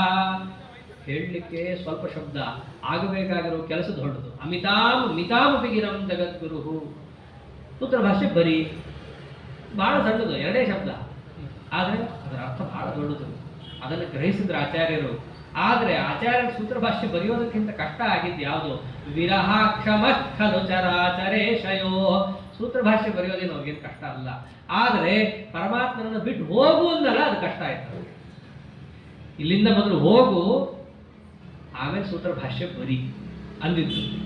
ಸೂತ್ರ ಭಾಷೆ ಬರಿ ಎಷ್ಟು ಕಷ್ಟ ಅಲ್ಲ, ಬಿಟ್ಟು ಹೋಗು ಅಂದಿದ್ದು ಅವ್ರಿಗೆ ಯಾಕೋ ತಡೆಯಕ್ಕೆ ಆಗ್ಲಿಲ್ಲ. ಅದನ್ನೇ ಅಂತಾರೆ, ಭವತೋ ರಿತ ಸತತ ಸೇವನಾಮೃತೆ ಮಮ ಮಂತುಮಸ್ತು ಭಗವನ್ನನುಗ್ರಹ. ಸ್ವಾಮಿ, ಇಲ್ಲಿ ತನಕ ಹೇಗೂ ಬಂದಿದ್ದೀನಿ, ನಿನ್ನ ಸೇವಾ ಮಾಡ್ಕೊಂಡು ಇಲ್ಲೇ ಕಾಲ ಕಳೆದು ಬಿಡ್ತೀನಿ. ಹನುಮದ ಅವತಾರದಲ್ಲಿ ಮಾಡಿದ್ದು ಅಷ್ಟೇ. ಹನುಮಾನ್ ನಿನಗೇನು ಬೇಕು? ಏನು ಬೇಡ, ಮತ್ತೇನು? ನಿನ್ನ ಪಾದ ಧೂಳಿಯಲ್ಲಿದ್ದು ಸೇವಾ ಮಾಡ್ಕೊಂಡಿರ್ತೀನಿ. ಮೊದಲಿಂದಲೂ ಮುಖ್ಯ ಪ್ರಾಣ ದೇವರು ಹಾಗೇನೆ. ಅವರ ರೂಪ ಚಿಂತನೆಯಲ್ಲೂ ಏನಿದೆ? ಧ್ಯಾಯೇ ಗದಾಭಯಕರಂ ಸುಕೃತಾಂಜಲಿಂತಂ ಪ್ರಾಣಂ ಯಥೇಷ್ಟದನ್ನು ಉನ್ನತ ಕರ್ಮ ಶಕ್ತಿ. ದೇವರ ಮುಂದೆ ಕೈ ಮುಕ್ಕೊಂಡು ಅವ್ರಿಗೆ ಹಾಡು ಹೇಳ್ಕೊಂಡು ಕೂತು ಬಿಡ್ತೀನಿ. ಕರ್ಮ ಮುಗಿದ ಮುಖ್ಯ ಪ್ರಾಣ, ಅಷ್ಟು ಮಾಡ್ಕೊಂಡು ಇದ್ದು ಬಿಡ್ತೀನಿ. ನಿನ್ನ ಸೇವಾಮೃತದಲ್ಲಿ ಮಗ್ನನಾದವನಿಗೆ ಬೇರೆ ಕಡೆ ಹೋಗೋದು ಅನ್ನೋದೇ ಒಂದು ರೀತಿಯಾಗಿ ಅಸಮಂಜಸ. ಆದ್ದರಿಂದ ಆ ಸೇವಾ ಭಾಗ್ಯ ನನಗೆ ಕೊಟ್ಟುಬಿಡು ಸಾಕು. ಅದಕ್ಕಿಂತ ಇಷ್ಟವಾದದ್ದು ನನಗೇನಿಲ್ಲ. ನನಗೂ ಕೂಡ ನಿನಗಿಂತ ಇಷ್ಟವಾದ ವಸ್ತು ಜಗತ್ತಲ್ಲಿ ಇನ್ನೊಂದು ಇಲ್ಲ. ಆದ್ದರಿಂದ ನಿನ್ನ ಸೇವಾ ಭಾಗ್ಯ ನನಗೆ ಸಾಕು, ಸುಮ್ಮನೆ ಹೋಗು ಅಂತ ಯಾಕಂತ ಇದೆಯಾ? ಸರಿ, ಹೋಗೋದೇನೋ ಹೋಗ್ತೀನಿ, ಅದನ್ನ ಹೇಳ್ತಾ ಇರೋ ಕೆಲಸ ಏನು ಸ್ವಾಮಿ? ಕಲಿಕಾಲ ಕಾಲಿತ ಗುಣೇ ಧರಾತಲೆ ಸುಜನೋನ ನೂನ ಮಧುನಾಸ್ತಿ ಯೋಗ್ಯಧೀ ಪರತತ್ವ ವರ್ಣನಮ ಯೋಗ್ಯತಾವತೆ ನನು ಹವ್ಯದಾನ ವಿಮ ನಿಂದ್ಯತೆ ಶುನೇ. ಸರಿ, ನಿನ್ನನ್ನು ಬಿಟ್ಟು ಹೋಗು ಅಂತ ಹೇಳಿ ಏನೋ ಇನ್ನೊಂದು ಭಗವದ್ ರೂಪ ಇದೆ, ಅಲ್ಲಿ ಹೋಗಿ ಸೇವಾ ಮಾಡು ಅಂತ ಕಳಿಸ್ತಾ ಇದ್ದೀಯಾ? ಹೆಂಗೆ ವೇದವ್ಯಾಸ ದೇವರು ತಾವು ಯಾವ ಆಶ್ರಮದಲ್ಲಿದ್ರು ಅಲ್ಲಿಂದ ಕರ್ಕೊಂಡು ಧರ್ಮನಾರಾಯಣ ಅಂತ ಇನ್ನೊಂದು ಆಶ್ರಮಕ್ಕೆ ಹೋದ್ರು, ಹಂಗೆ ಇಲ್ಲಿಂದ ಹೋಗಿ ಇನ್ನೊಂದು ಭಗವದ್ ರೂಪ ನೋಡು ಅಂತ ಹೇಳಿದ್ರೆ ಒಪ್ಕೋತಿದ್ದೆ. ಆದ್ರೆ ನೀನು ಹೋಗಿ ಎಲ್ಲಿಗೆ ಹೋಗು ಅಂತ ಹೇಳ್ತಾ ಇರೋದು? ಸೂತ್ರ ಭಾಷೆ ಬರಿ ಎಂದು ಕಳಿಸ್ತಾ ಇದ್ದೀಯ. ಇದು ಮೊದಲೇ ಕಲಿಗಾಲ. ಆ ಕಲಿಗಾಲದ ಮಹತ್ವದಿಂದಲೇ ಬುದ್ಧಿ ಎಲ್ಲ ಸರ್ವನಾಶ ಆಗೋಗಿರುತ್ತೆ. ಅಂಥ ಕಲಿಗಾಲದಲ್ಲಿ ಒಂದೇ ಒಂದು ಸಜ್ಜನನೂ ಇಲ್ಲ ಅಂದ್ಬಿಟ್ಟು, ಸುಜನೋ ನನೂನ ಮಧುನಾಸ್ತಿ ಯೋಗ್ಯಧೀ, ಒಬ್ಬ ಯೋಗ್ಯ ಬುದ್ಧಿವಂತ ಒಬ್ಬನೂ ಇಲ್ಲ. ಅಂಥವನಿಗೆ ಹೋಗ್ಬಿಟ್ಟು ನೀವು ಪರತತ್ವವನ್ನು ಕೊಡು, ಸೂತ್ರಭಾಷ್ಯವನ್ನು ಕೊಡು ಅಂತಂದ್ರೆ ಹೆಂಗಿರುತ್ತದು? ನನು ಹವ್ಯದಾನಮಿವ ನಿಂದ್ಯತೆ ಶುನೆ. ಒಳ್ಳೆ ಯಜ್ಞ ಮಾಡಿ ಹವಿಶೇಷವನ್ನು ತಗೊಂಡೋಗಿ ನಾಯಿಗೆ ಹಾಕಿದಂಗೆ ಆಗುತ್ತೆ. ಎಷ್ಟು ಆಚಾರ್ಯರು, ಎಷ್ಟು ದೊಡ್ಡದು ಸೂತ್ರಭಾಷ್ಯ, ಎಷ್ಟು ದೊಡ್ಡದು ಬ್ರಹ್ಮಸೂತ್ರ ಅಂತ ಇದರಲ್ಲೇ ಗೊತ್ತಾಗುತ್ತೆ. ಅದನ್ನು ಓದಬೇಕು ಅಂತಂದ್ರೆ ಅದಕ್ಕೆ ಬೇಕಾದ ಅಧಿಕಾರ ಸಂಪತ್ತೇ ಬೇರೆ. ಪರಮಾತ್ಮನಿಗೆ ಅತ್ಯಂತ ಪ್ರಿಯವಾದ ಗ್ರಂಥ. ಆಚಾರ್ಯರು 4 ಗ್ರಂಥ ಬರೆದಿದ್ದಾರೆ ಸೂತ್ರದ ಮೇಲೆ: ಅಣುವ್ಯಾಖ್ಯಾನ, ಭಾಷ್ಯ, ಅಣುಭಾಷ್ಯ, ನ್ಯಾಯ ವಿವರಣ. ಅಷ್ಟು ಆಚಾರ್ಯರು ಅದರಲ್ಲಿ ತಮ್ಮ ದಿವ್ಯ ಸನ್ನಿಧಾನವನ್ನು ಇಟ್ಟಿದ್ದಾರೆ. ಅಂಥ ದೊಡ್ಡ ಸೂತ್ರ ಪ್ರಸ್ಥಾನ. ಅದರಲ್ಲೂ ಕೂಡ ರೂಪಮನ್ಯ ದೇವ ಧನ್ಯವಾತ್ಮನಃ ತಮ್ಮದೇ ರೂಪ ಅಂತಿರುವಂತಹ ಆಚಾರ್ಯರ ಶ್ರೀಮದ್ ಭಾಷ್ಯ. ಆ ಶ್ರೀಮದ್ ಭಾಷ್ಯದ ವಿರಾಟ್ ರೂಪ ಅಣುವ್ಯಾಖ್ಯಾನ. ಹೀಗೆ ಅಂತಹ ಆಚಾರ್ಯರು ಸೂತ್ರ ಭಾಷ್ಯವನ್ನು ನೀ ಬರೀ ಅಂತ ಹೇಳ್ತಿಲ್ಲ ಸ್ವಾಮಿ. ಬರಿತೀನಿ, ಆದರೆ ಯಾರು ಕೊಡುವಂದಿದ್ದು? ಈ ಜಗತ್ತಿನಲ್ಲಿರೋರ್ಗ, ಈ ಜನರಿಗ ಒಬ್ಬರಿಗೂ ಯೋಗ್ಯ ಬುದ್ಧಿನೇ ಇಲ್ಲ. ಇವ್ರಿಗೆ ತೊಗೊಂಡೋಗಿ ನಾ ಕೊಟ್ರೆ ಅದು ಹೆಂಗಿರುತ್ತೆ? ಅವಿಶೇಷವನ್ನು ತೊಗೊಂಡೋಗಿ ನಾಯಿಗೆ ಹಾಕಂಗಾಗತ್ತೆ ಅಂತ ಹೇಳಿ ಆಚಾರ್ಯರು ಯಾವಾಗ, ಮುಖ್ಯ ಪ್ರಾಣದೇವರು ಯಾವತ್ತೂ ನಿಷ್ಠುರನೇ. ಅವರು ಶುಗರ್ ಕೋಟೆಡ್ ಮಾತು ಇಲ್ಲವೇ ಇಲ್ಲ. ಏನಿದೆ ಹಾಗೆ ಹೇಳ್ತಾರೆ. ಅದು ಆಚಾರ್ಯರ ಸಿದ್ಧಾಂತ ಅಂತಂದ್ರೆ. ಬೇರೆಯವರಿಗೆಲ್ಲ ಯಾಕೆ ಇಷ್ಟ ಆಗಲ್ಲ? ಇದೇ ಕಾರಣಕ್ಕೆ. ಇದ್ದಿದ್ದಾಗ ಹೇಳುತ್ತೀವಿ, ಎದುರಿಗೆ ಬಂದೋದ್ರು ನಾವೇನು ಮಾಡೋಕ್ಕಾಗಲ್ಲ. ಆಚಾರ್ಯರು ಅತ್ಯಂತ ನಿಷ್ಠುರರು. ದೇವರ ಎದುರಿಗಾಗಲಿ ಯಾರ ಎದುರಿಗಾಗಲಿ ಪ್ರಾಮಾಣಿಕವಾಗಿ ಏನಿದೆ ಅದನ್ನು ಹೇಳಿದ್ರು. ಸತ್ಯನೂ ಹೌದು. ಯಾರೇ ಅಂತ ಯೋಗ್ಯ ಇದ್ದಾರೆ?